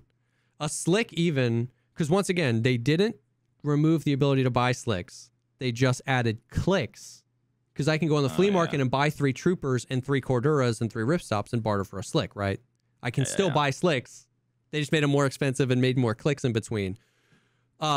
Thermals are the same way. You can get thermals whenever you want, but they are really expensive, and those are one of those things that do kind of give you a feeling of loss. T7s, but nobody really actually runs T7s. Because that's absurd. Yeah. That's like, So it's like, there's no feeling of loss because it all, like, I mean, we've said this before. It all comes down to access, bro. It all comes down to access. There's just no... It's just we have access to everything. We have access to everything that we want. Even I talk a lot about like the traders are really what's broken. Everybody points to the flea, you know what I mean? But like right now, you can't buy really good armors on the flea. You can't buy most tier 5 armors on the flea. You can't buy most tier 6 armors on the flea. You can't buy most good guns on the flea. But you can buy them all from the traders. Like, you know what I mean? And so it's still just like an access game to me. So by the problem there though is that those things are still really expensive from the traders. So the flea makes it easy to make almost infinite money. Yes. Yes. So, it's yeah. indirectly a problem. Those people are right by accident. Well, yeah. And I was kind of talking with chat the other day about how like you don't necessarily fix that by getting rid of the flea. Like I still think the flea has a beneficial place in the game. I think found in raid is a little scuffed. And then I also think the big thing that I've been on mentally that I've been chewing on that I might make a video is the entire concept of loot in Escape from Tarkov is so ass backwards. Now, I don't mean I kill a guy and I'm looting their stuff. I'm saying when we all spawn in, at the moment we spawn in, if you pause the game, what are you looting? Very small, highly valuable trinkets. Yep.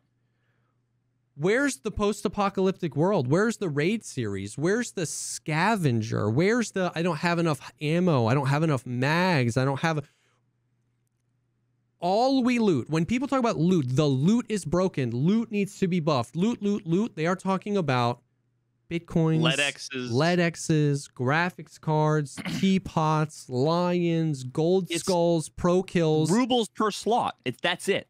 There's no loot. There's no actual loot. There's no loot like in Diablo. What are you looting? Gear.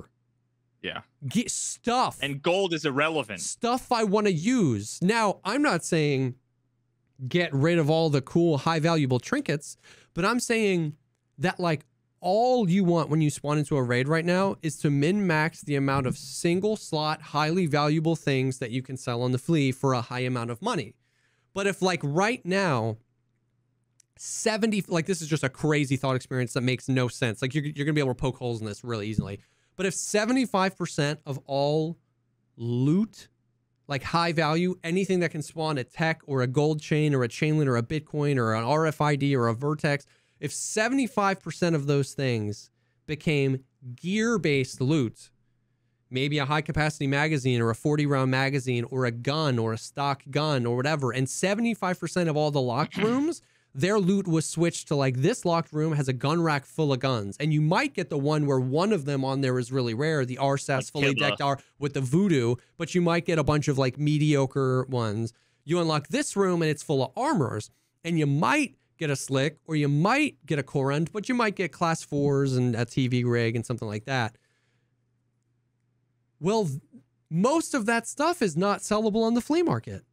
So if there were access was highly limited to the traders, the loot in the raid was that, then the flea market would still kind of have its place because you would still find much less frequently, but you'd still find the pro kill or the chainlet, and the value of it would probably be even more because there's less of them. So it would still be a place to offload those things, but it wouldn't be exclusively what you're looking for. You know what I mean? Like that's the thing is like, once again, well, like you made in your, like the big point you made in a lot of your videos in the one that blew up was like, Nikita, let me show you what you showed us you wanted this game to be. Let's watch some clips of the raid series, right? The whole point of this was supposed to be like, this is the vibe of Tarkov. And like, it's just, it's not, you know what I mean? And so like, that's a huge thing to me where like people say that, you know, these really blanket statements or these really binary things, loot needs to be buffed. The flea market needs to go. And it's like, okay, like I get where you're coming from because I agree that the looting in Tarkov sucks right now, but I don't think it's as simple as loot needs to be buffed. I don't think American politics needs to change. Yeah. I've said a meaningful statement that does nothing. I don't think moonshine spawns need to be buffed. I don't think Bitcoin spawns need to be buffed. I think we need to create a void and then fill the void with loot. Yeah. We need to create the void by making so much less gear accessible to traders. Now, if you're a new player to the game, if you're a casual player, all the gear you buy from the traders, I think should stay, right? Rat rigs, penis helmets, AKs, car med kits, all that stuff. But slick barters and every single attachment you need to buy a meta M4, every single attachment you need to buy a meta mutant, every single attachment you need to get a meta SA58, that stuff, create a void, then fill the void with loot. The reason that the loot isn't like that is like because I can't buy moonshines from the traders, right? You can buy from the fleet, but if you find it, then you sell it for more money, right? Like that's the only void. I can just buy all the gear I want. Why would I need to go loot it? A huge aspect of what you're talking about is it moves towards making what I was saying about No Man's Sky, about how each playthrough is different. Yeah. Well, now when you go into a raid and you go into Kiba, the probability space of combinations of things that could be on the wall, they could make it infinitely, you know, like there could be 7 guns, there could be 2 guns, all the guns could be one of, honestly, like they could spend a weekend and have 3 guys in a room with a whiteboard and come up with 300 builds easily that are all unique and all cool and usable instead of the like 10 that we've had forever that are garbage. Yep. And or they could make it procedural, randomized, whatever. Like, but think about what you're talking about, because now it's I go in with the same 3 kits and I go to loot the same 2 rooms to get the lead X's or the key cards. And it's the same thing over and over again. But imagine if it's I'm going in with a different kit than I've ever played with before, and I'm gonna find different gear than I've ever played with before, and then combine that with the dynamic emergent PvP situations of Tarkov, and now you have a great game. Exactly. And the flea market shouldn't be for making money. I think the flea market should be a way to facilitate progression through the hideout, and or connected to that is quests. It's not the way to make money. Yeah. It should be the way that you get the so that you can build the stuff in the hideout that will make running raids better or easier. Little buffs to stamina drain or strength and being able to craft things that you're going to use and not, you know, but for sure. So like so to the people that say like looting sucks in Tarkov, looting needs a buff, I say I agree with you, but I say before we just make every corner a Ledex spawn, you know what I mean, and make every locked room moonshine spawn, let's just take a step back and think about like what this game is, you know what I mean? Like it's not just like pick up Bitcoin simulator, like, and I know that those people would say, which I agree, if there's really good loot in certain areas, that facilitates PvP because people are there, and that's the closest thing we have to emergent gameplay in Tarkov is the you know, really natural PvP progression, and I get that, and I agree with those things. I just think that in the world we just described, all of those things are heightened, right? It's a better experience. It's a more dynamic experience. It's more dynamic PvP. It actually maybe pushes you around to different parts of the map, because that's a thing as well. Like if over here's got a really good locked room with good armors in it, and on the other side of the map it's got good weapons in it, and on this map is the only map you can find this particular armor, now there's a natural reason. Like the only reason you play any map is because I know I can make money there, or I like that map. Those are the only 2 reasons. Past quests. And the really good thing about the quests, even though the quests may be designed really poorly, is that it pushes you around. You're here for a reason. So creating emergent gameplay out of that, where maybe, you know, there's lots of rooms all over Tarkov that are armor spawns, but you can only get slicks from Reserve and Lighthouse in these places. And there's lots of places where you can get good ammo, but you can only get 7 and 40 on Interchange and this. Because then depending on what you have and depending on what you seek, then also dictates maybe the map you want to go, and the map you want to go, if you don't have instant access to gear, maybe in turn, like if you only have 3 voodoos, you're probably not bringing them to customs. You might want a red dot because you might want to save your voodoos for Lighthouse when you're sniping rogues. You might want to save your voodoos for woods. But because I can have infinite and unlimited access to voodoos, I might as well just bring one every damn raid. You know what I mean? Your voodoo to fucking factory. So it's like, so all these things end up determining, maybe I want to bring a different kit depending on the map I'm going to. I want to bring different gear depending on the loot I am trying to go. I'm going to go to a different map depending on the loot I'm trying to access. And then now looting and PvP and all these things also get buffed without it just being more Bitcoins. You know what I mean? Like, and more moonshines and stuff like that. I mean, yeah, man. So couple all that stuff with the ability to take apart weapons. Yes, dude. Like, as well as I would love it if like you could take apart weapons and fold armors. Because imagine having a backpack with 4 sets of armor and 3 guns that you took the like most of the parts off of, the stock and the grip. That right there is way better than full of flashlight, laser attachment, LEDX, Bitcoin. Like one of those is like what you would expect, right? Like, yeah. Oh man. Yeah. No, I agree.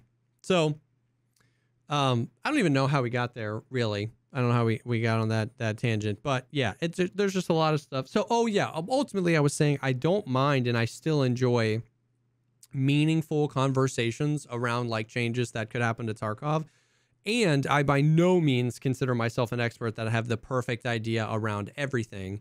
It's just the meaningless, substanceless conversations around the game is dead, it's going to die, nobody's playing, BSG can't get their head out of their own ass, XYZ, yada, yada, yada. It's just like, stop wanting new maps or whatever. It's just like, it's just getting tiresome. And I understand that I was that person at a given time too, right? So it's like hard. I try to empathize, but it's just like, just exhausting. I don't know. I'm not trying to like, I also constantly mauled about the game, so I'm not trying to be like, oh man, everyone should just stay positive. Like, that's not the route I'm coming from here. But you're mauling at the game. You're not telling people how they should feel about it. Exactly. I think that's it. Exactly. It's like I'm very willing to maul about the game and to maul at the game with you. And like a lot of people that come in and like, if they're like, dude, this game sucks, this is so stupid, I hate it. To that guy, I'm normally like, I feel you, man. But the guy that comes in and it's like, you shouldn't be talking about that because these things are more important. And I know what kind of influence you have. So by you saying that, that's when I'm like, dude, I'm so tired. I'm so tired. You know what I mean? Like that's a good way to put it. Thank you for like salvaging that. Cause I could already see the comments. They're like, Jesse again, just being Mr. Optimist. No, I'm not Mr. Optimist. I'm mauling about the game all the time. But the coming in and just telling people what they should feel, or like the high and mightiness that we're at now, where like, all these intelligent conversations have been had so many times that unintelligent people can regurgitate intelligent facts and they think that makes them intelligent. I'm just like, oh, dude, like, it's just getting to me, you know? So, I mean, yeah. On the topic of meaningless conversations, completely and utterly lacking empathy, the complete opposite of that is a perfect segue into our final sponsor of the episode. Yes. BetterHelp, which is the world's largest therapy platform. We've talked about BetterHelp a million times. Yep. I've actually been the last few therapy sessions that I've had. I've actually kind of pivoted and been talking about some different stuff, some other stuff, you know, like I talked about with my grandmother and family stuff. And dude, let me tell you, like, between me and some other folks in my family who also use BetterHelp, I don't even know how to say this. Like, things would be different if we didn't have people outside of our circle, you know, because you don't want to necessarily burden your loved ones with these things all the time, or burden your friends with these things. Things are for us infinitely better. Being able to talk to somebody, being able to do it from the convenience of my bedroom, you know, once a week, having these conversations. It's super convenient. And life changing for me, sure. For sure. It's Man, and I love that, like, as a society, we've been doing a pretty good job of trying to dismantle the stigma around it. But there's still, like, I say this to anybody who's considering it, but like has their own personal stigma. Like, I think that's an important thing to talk about too. It's just like, it's like, whether it's like people don't want to ask for help or people just can convince themselves. I think our subconscious does a really good job of just like immediately flying through a bunch of reasons we shouldn't do something. It'll be too hard or whatever. But it's like, it's just like, so as somebody who spent a lot of time in counseling and in therapy, and as you know, like to just mirror your opinion, like it's so liberating, it's so freeing, it's so beneficial to talk about someone, whether you have like really deep core things in your life that are like very 911 that you need to address, or whether you're just like tired and anxious and don't know what to do about the future and aren't sure what to do. Like, it's just as helpful of a preventative thing as it is a, 911, we need to stop the bleeding thing. And so it's just, it's so just like underrated how beneficial it can be to just talk to another human being. And BetterHelp does a really good job of cleaning up a lot of the mess. They like, it's the best that I've seen as far as like, they want to get you to a therapist that's like connects with you. So, no phone calls, no assistance, no nothing. It's just try someone. If you want to try something else, nobody's offended. Couple of clicks, you request someone new. You find someone that clicks with you and you start talking. There's all sorts of awesome, cool benefits that BetterHelp does, like being able to like submit notes or like messages. It's not, like a guarantee they're going to respond, but some form of communication, even just to like jotting down notes of like, I want to talk about this so you don't forget. Like, that's a cool thing that you don't often have with people if it's done IRL. So yeah, BetterHelp is, it's awesome, man. It's really cool. Yeah, for sure. So when you want to be a better problem solver, therapy can get you there. Go to betterhelp.com/pogcast today to get 10% off your first month. That's betterhelp.com/pogcast. Check them out. Check them out. The only like notable thing that's happened in Tarkov, did you see that they put labs cards back on the flea yesterday? I've just seen Twitter. Yeah. And which is great. It just makes me happy that I'm taking a break, because it's like, I'm so glad that I can witness it from afar. Yeah.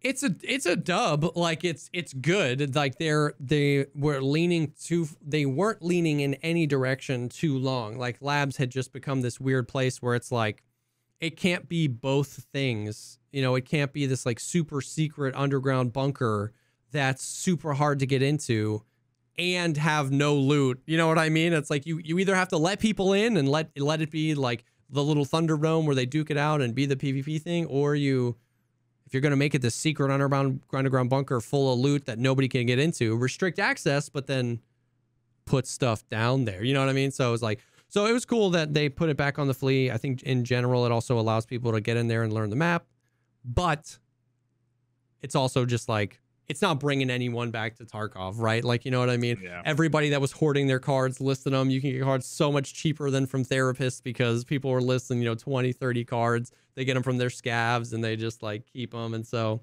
has it generally made it feel like there's less cheaters? Has it felt like it's been watered down? I haven't played a single labs raid since the change. I just don't care. I just don't care, bro. Did I tell you? No, I didn't, bro. Oh my God. I got raids with Bearkey again today, but for the first time last week. It was Friday, so it was right after the podcast, bro. This was hilarious. We went in with I changed back to the Timmy stock clothes. I got the stock EOD hatchet, and we went in with nothing. And our goal was to convince people we were new to the game. And so like our second run, we found these dudes and they shot at us and we were like, no. And we were like, dude, these scavs, we were in a scav raid and we found these labs cards and they told us it's like the best place for like Timmy's, like new people to go get loot. We didn't even bring a backpack. And these guys were like, no, like, oh, they lied to you. They were like, man, like this is real. And so like, they were like explaining to us what raiders were. And they're like, how the AI's cracked. Like these guys are on another level. And we were like, oh my God.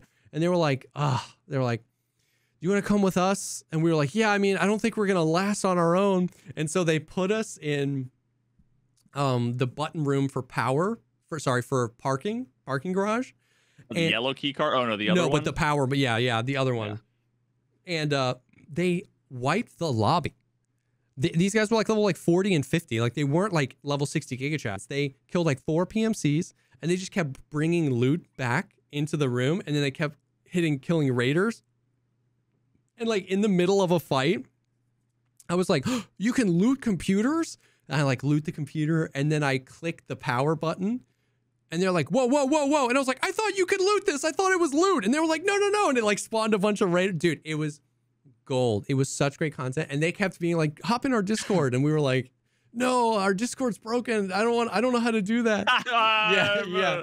And anyways, so we were like, man, we want them to know we're us, that we're like Chads, like we're like high levels, but we don't want to just tell them. And so we concocted this plan. We were literally, there were 3 minutes left in this labs raid. We were there the whole time. We were on our way to parking. The door was open. We were in the garage and Bearkey pulls a nade and she starts freaking out. She's like, what did I do? What do I do? What do I do? And she throws it straight down and I overvoip. I'm like, I'll body block you. I'll body block you. And I lay on the nade and we both die. 3 minutes left. They got all of that loot for us, dude. They wiped the lobby.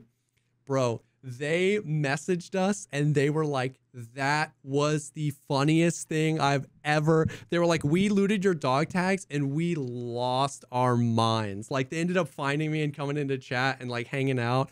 What was it? Were you on your main account? Yeah. Oh yeah. So it's like, we looked like Timmy's, but when they looted us, they were like level 63. Like dude, it was like such good content, bro. Just pretending to be brand new to the game and having them like explain the mechanics of the game. And they were such good sports about it. They were like, we were nervous that they were gonna be like pissed, but they were like, that was the funniest thing I've ever.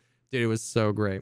So that was my labs experience recently. Bearkey made a video about it. Go check out Bearkey's YouTube channel. She has a video of the whole thing. But yeah, I haven't really played a whole lot of labs since the thing. I don't think it's gonna make a huge change, but you know, it was like the only thing that happened this week. We didn't get any Chronicles of Rigi. We didn't get any. I got a notification on my phone. Escape from Tarkov Arena Twitter account tweeted something. Baited, bro. They tweeted 4 screenshots of the Chronicles of Rigi that happened 3 weeks ago. I was like, what? Fire whoever did that. Absolute jabait. Jabaited. I was so pissed. I was like, finally, some sweet, sweet content, and it was nothing. President Biden has scheduled a press conference where he's going to be discussing big news about student loans, and then he's like, nothing's changing. Yeah, exactly. So no new Chronicles of Rigi, no new news, none of the patches that are on the roadmap. We got labs cards on the flea, and I'm learning that morning Tarkov is... There's no one on when it's in NA. I mean, even more so this latent wipe, dude. It's like the other day I played 3 Streets raids where I looted all of the most high value stuff by myself. Streets of the premier map, it's got the best PvP in the game right now, and I looted the whole map by myself, killed 3 scavs and left. It's great if you're trying to make money, but it's... Yeah, I would love to see some of the people who have hundreds and hundreds and hundreds of millions of rubles. That they play early in the morning in East Coast, but on West Coast servers. Yeah. So it's like 2 a.m., 4 a.m., and you know they. Yeah. But yeah, that's Tarkov. Vibes are at an all-time low in the community. They're at an all-time meh. They're at an all-time meh is actually a good way to put it. They're at an all-time meh. Trying to have fun playing the game. Oh yeah, I hit 100 million. I've never had 100 million before. I hit 100 million. Oh, you're what I'm talking about. But I played normal. I haven't taken a single. I think I've taken 2 viewer kits, one from Tower and one from Fudge. 2 viewer kits. No viewer kits. You didn't get banned? No, I didn't get banned. And Fudge gave me a Mark 18 and the 6-shot GL big pipes, and I didn't get banned. Um, Well, yeah, I mean, that friendly guy also took like yeah, oh 50 yeah, that's million. right, that's right. Um, so like, it's we're trying to have fun. I don't know. It's Tarkov. Dude, if you're having fun, that's Yeah. nobody should be telling you to do anything differently, and nobody should be giving you. Yeah. And all of the people who want to play that aren't having fun, rightfully so, Yeah. they can live vicariously through you. Yep. That's and there's a lot of people that want to just do that, and Yeah. I get it. Yeah. So Live vigorously through me. Yep. that's that's a meme, dude. You know Valiant. Wait, that's a meme. You know Yeah. Valiant, right? Okay. Dude, he's such a goofball. Homie somehow, I don't know, he gets into these situations so much. Somehow finagled himself into an Apex Legends tournament where the teams rotated every once in a while, and he's on Nick Merckx's team. Okay. So like Valiant and like top 3 streamers of all time, Nick Merckx is streaming, and they start talking, and he just like, I don't remember. Oh, they were talking about how small his penis is. I don't even know how. But it got to Valiant, he kept saying, I'll just have to live vigorously through you. And he just kept saying it.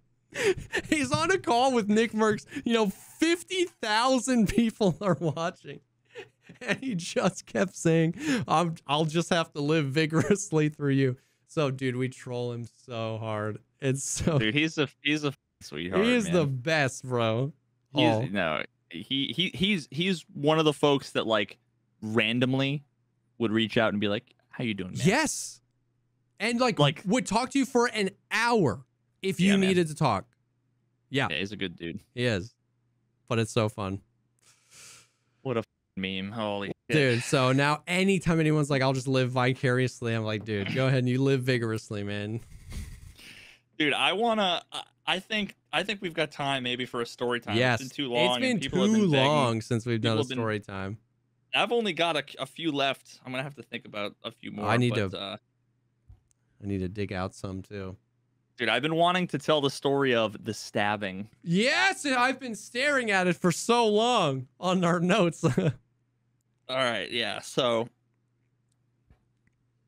this is, let's see, junior year. Okay. Of college. This was like a month before I met my wife. Okay. Like I had said, my previous relationship, we were all associated with the volleyball team. Oh, and, yeah. Usually, like teams at a lot of colleges, it's like the men's and the women's team that are of the same sport. Yeah. Or like a little mini community. So, and I didn't play sports in college, so very often I just ended up being like a groupie. Like yeah. Following girlfriends or whatever to their games and trying to be supportive and stuff. But so a lot of my friends, even at the time when I was single, were volleyball players. I was at a party at a kind of like, God, I'd be doxing myself if I said where it was. But there's just some like kind of sort of trashy-ish apartments that are sort of notorious in the area, that a bunch of people, in college were staying at these apartments. And somebody at the party, I know who it was. So there was one of the friends of one of the players. They had like their brother and his friends like show up to this party, which was like weird. It generally wasn't like outsiders to a lot of these parties, and they were from like an adjacent town that's like a less nice town. It's like, oh, they're from this town, like, oh god. Yeah. Now I was let me try and think. A friend of mine one of the girls on the volleyball team. She was driving my car. She was the designated driver. Because don't drink and drive, kids. And by kids I mean adults. Yeah. Don't drink or drive, kids. Yeah. Don't drink and or drive. Don't do any of those things. So we were leaving the party, and randomly there was 3 dudes outside smoking butts outside of the entrance to this place, and I was leaving with 3 girls from the volleyball team to go back, because a couple of them I was like roommates with in an apartment we had. Now, I'm obviously not, built for physical confrontation, but I am also not a bitch, and I'm not a pushover. Yeah. And I won't be spoken to in certain tones of voice or my friends. So we're leaving, and I've had a few drinks. And I don't remember what the guys said, but they said something, let's just say disrespectful to the girls I was with. Yeah. Now it's me, 3 girls, and 3 dudes who are probably each twice my size. Yeah. Okay. And I basically told them to go f themselves and, keep their mouths shut.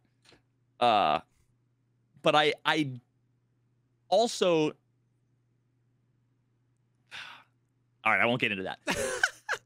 I told them to keep their mouths shut, all right? So I so badly want the story to end with Veritas channeling the spirit of the bottlenose dolphin and just kicking the butts of 3 dudes outside of a gas station. This isn't going to be a John Wick ending, don't worry. Now, at the time, I have a black and yellow flannel, because it was like fall, maybe winter-ish. Okay. Now, this was before flannels were cool, okay? The original flannel wearer.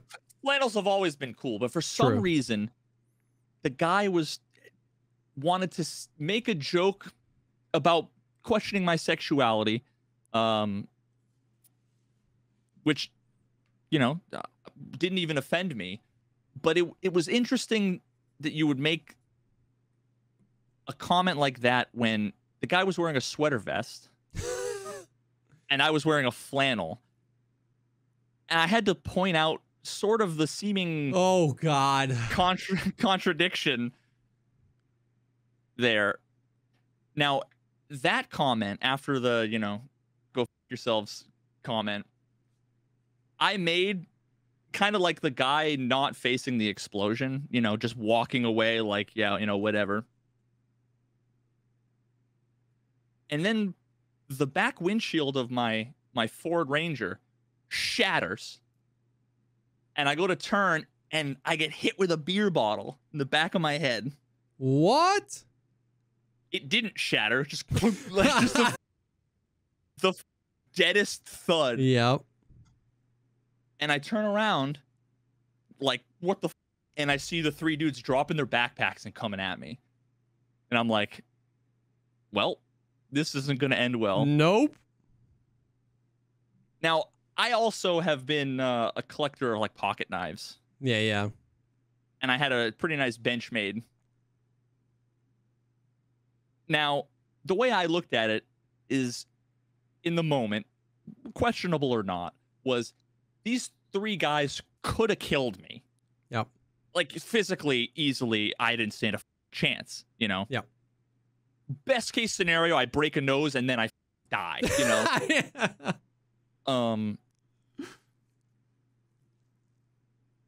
And, having questionable judgment, I never, I had my concealed carry license, but never would carry if there was ever going to be alcohol involved. Yeah.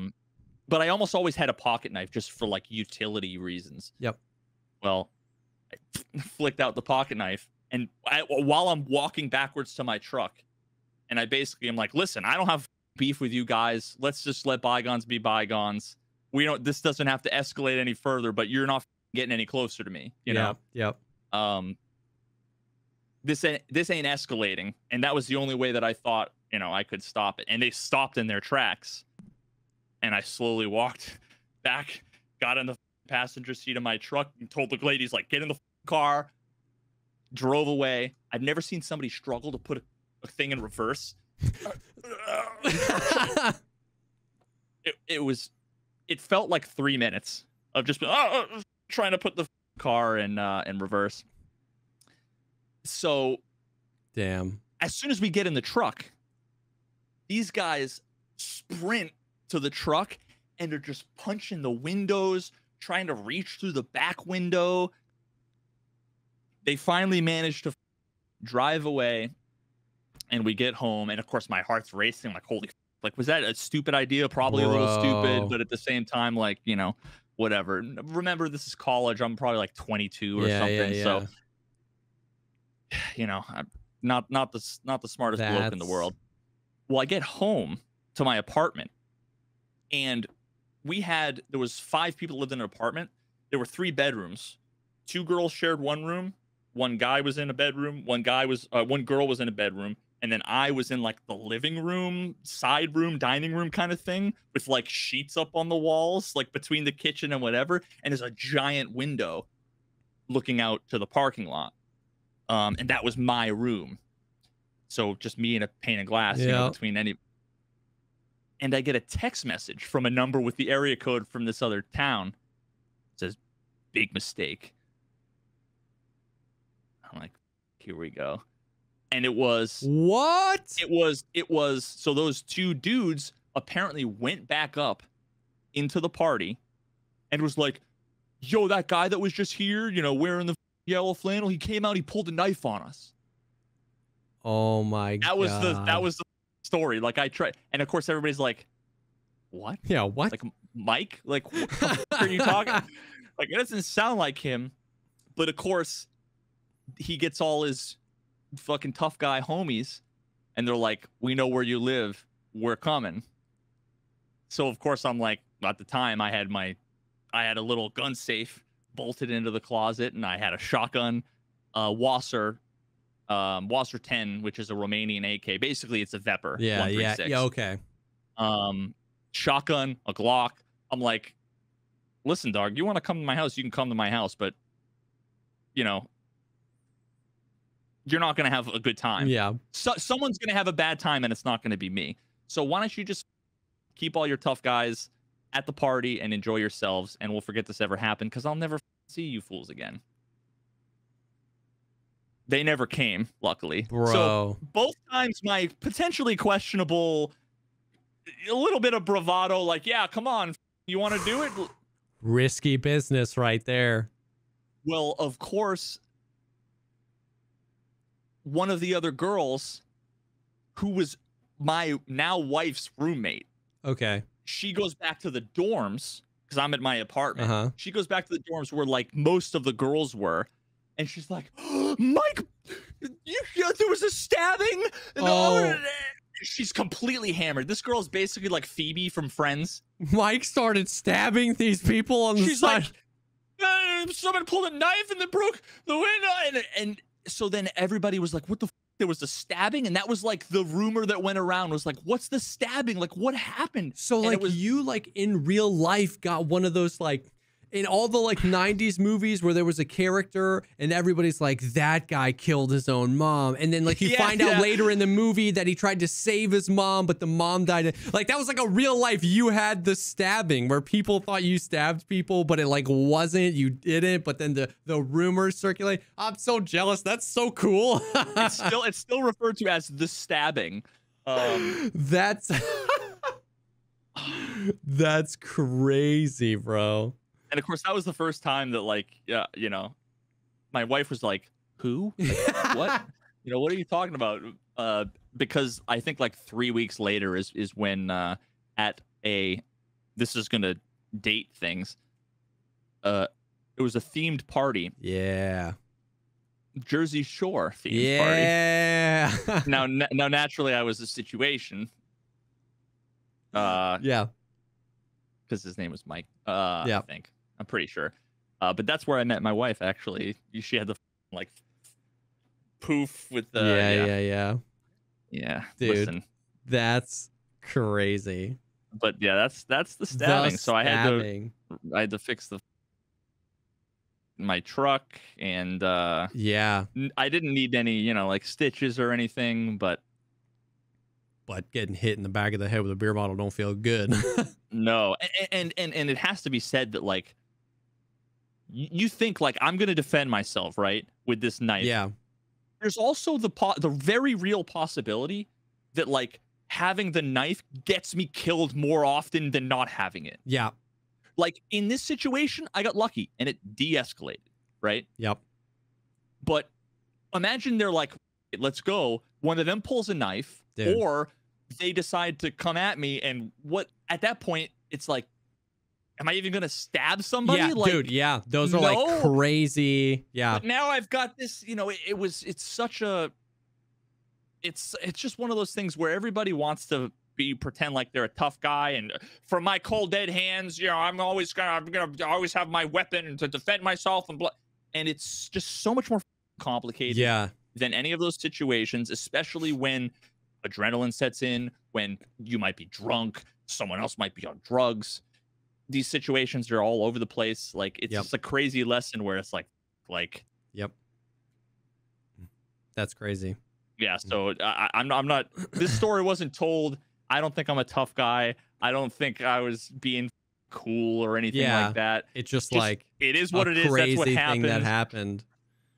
That's crazy. It's crazy that it escalated to that point where, like, the knife was even pulled. I was trying to think. I was like, do I have any cool stories of, like, the closest I've ever come to a physical altercation?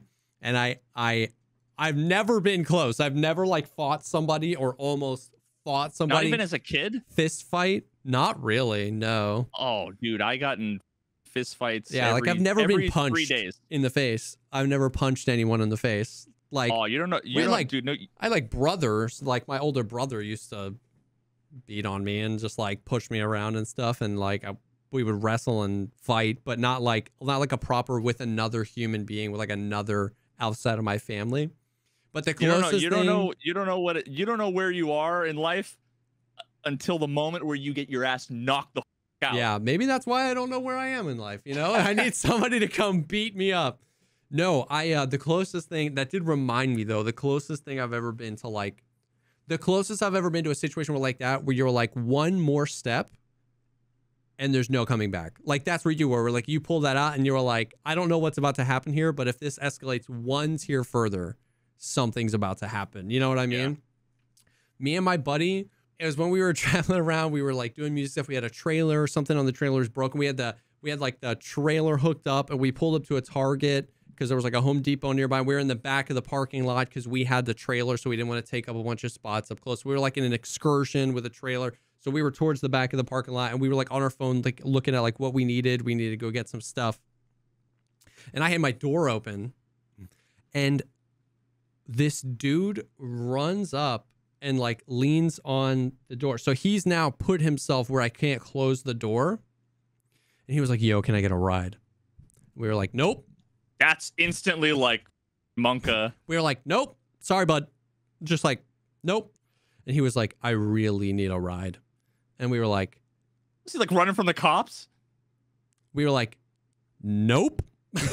And, like, so at the time, that was the closest, like, my friend and I were both, like, reaching for our concealed carries, like, just to, like, just in case. Like, I'm not about to pull a gun on this guy, but, like, I was like, he was on my side. I was like, "Dude, you've got to go." I was like, "You're not getting a ride. You're not getting a ride."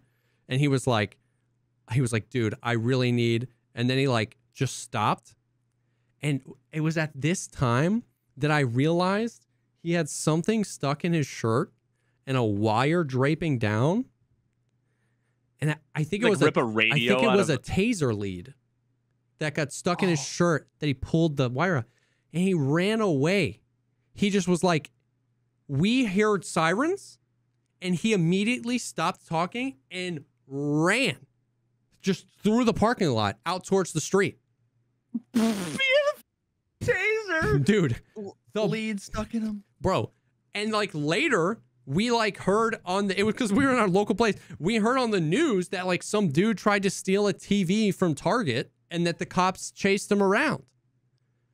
And that dude was like 16 inches from my face. I'm sitting in the passenger seat of this excursion and he was like, bro, I really need a ride. And we were like, you gotta go, brother. You know what I mean? Like, that was one of those things where like, I was never like, I didn't feel like my life was necessarily in danger, but retroactively when we realized what had happened and when you understand that people in those situations make desperate decisions, like, I thought about like how close I was to him just like putting his hands on me and just like trying to rip me out and get in the car. You know what I mean? It's like that would not have ended well. You know what I mean? For anybody in that situation. But like it was just GTA. IRL. Yeah. It was just like it was just we were literally, it was like a Saturday morning. We were like going to do like work. We were like had to go get some things from the Home Depot and here, and we were gonna do this stuff. And literally, I opened the door because it's hot, you know. And this dude just runs up. I need a ride. And it was like the craziest. It was weird. It was a weird experience. Dude, yeah. But that's like the closest. Like I've never like fought anyone. I've never come into a situation where I've almost fought anyone. I'm too much of a piece. I'm just like, whatever. You know, it's fine. I'm so non-confrontational. It's crazy. Yeah. Yeah, I had my three best friends growing up. They were two of them were older. I think I've talked about them before. And throughout the years, there was a lot of like, you know, punches thrown and stuff where, you know, I ended up just being like, nah, it's cool. And then, you know, there were a few times where I'm like, nah, f it. Like, yeah, you know, and I remember vividly the first time. Now I was probably 9. Yeah. But I remember the first time we were in like playing like catch with a Nerf football in the snow in like oh my 3 God. feet of snow. So we were in like, you know, big oh my God, starter jackets. I had a Dallas Cowboys starter jacket. Oh my God. You know, in snow pants and whatever. And I remember, you know, something ended up happening and you know, like my friend pushed me or whatever, and I pushed him, and finally it was like, all right, let's do this. And I'm like, all right. Let's and go. I just remember like ears ringing, waking up on the ground, like, you know, and it's like, well, that didn't go well. I think I lost this one. Yeah, that was like the first where, you know, where it's not like two kids just like wrestling on the ground. Where it was like, oh, all right then. Dang. But yeah, I mean, I haven't gotten in any physical altercations as like an adult, really. Because like I feel like there's very few reasons. There's so few reasons to, yeah. But I mean, like even in college and even past that, there are still people that just that's the way they resolve. Yeah. Oh, yeah, man. Yeah, man. It's like, are you a monkey? Like, yeah. Like they are proof for any deniers that we are poorly evolved primates. Yeah. The way that dudes act. Yeah. Is like, and I'm not like, you know, it'll be seen as like anti-masculinity or whatever. Like, say what you want. I just think it's like so. If you can bench a ton and you can punch me out, you can kill me with your bare hands, I have no respect is earned for that. Yeah. Because I don't care how big you are, or strong you are, or tough you are. There's an infinite number of people that would own you. Yeah. And there's an infinite number of people that I could own as well. Yeah. There's plenty of 115-pound kids who I could knock out easily. Yeah. That doesn't make me better than them or more deserving of them. So like, I really hope in like the next 100 years, humanity has transcended the whole idea of I need to harm you physically, whether it's war or whether it's a fist fight, you know, on the street. To assert dominance or to prove my anything, masculinity, or to prove my worth. Yeah, your worth isn't determined by how many people you can beat up. Yeah, it's just nonsense. So anyway, that was a little double story time. Close out the podcast. I'm glad you pulled one out too. Dude, I feel like that's how it is. Your stories access deep core memories, and I'm like, whoa, I remember almost dying. Like, But yeah, that's about it. Thank you guys for hanging with us. Core Memory Unlocked, exactly. Thank you guys for hanging with us on the show. Thank you to HelloFresh and BetterHelp for sponsoring this episode. Thank you guys for the continued support. And thank you everyone that like hangs out live for and listens to these episodes. Like we get to the point in the wipe where like it's kind of fun because half of the episode we were talking about YouTube and content creation and stuff like that, where it's like there's not a whole lot to talk about in Tarkov. We always talk about Tarkov, and I always put a link to it, like a timestamp to it, so if you're listening to this you can jump right to it. But it's also cool to be able to talk about the other stuff that interests us, other games, other things, content creation in general, YouTube, and the people that choose to consume that content as well. We just appreciate it because we know that a lot of people are here for the Tarkov talk, and that's okay. But like the homies that hang out for story time or, you know, listen to us talk about YouTube and stuff like that, we just appreciate you guys. So yeah, and we haven't actually said enough, I think, that these get recorded live on stream on my channel, twitch.tv/Veritas, at 6:30 p.m. Eastern. Yes. Thursday nights. So if you want to come and like chill while we do it live, vibe the live. You know, it's a little bit of a different vibe. You know, being able to, because a lot of times we're responding to people in chat, or we might be riffing off of things that people say. 100%. Yeah. All the time. We're not like, you know, necessarily responding directly, obviously, because it's like a conversation between us for the most part. But for sure. But like, if you want to be involved, by all means, come and hang out. Obviously, it helps me out. Yeah. You know, to be able to have, you know, folks chilling here. So yeah, just figured I'd mention that. No, that we should mention that more. We really should. But yeah, so thank you guys for hanging. This will all be live on all the platforms Monday morning. You guys are awesome, and we will definitely see y'all on the next one. Peace.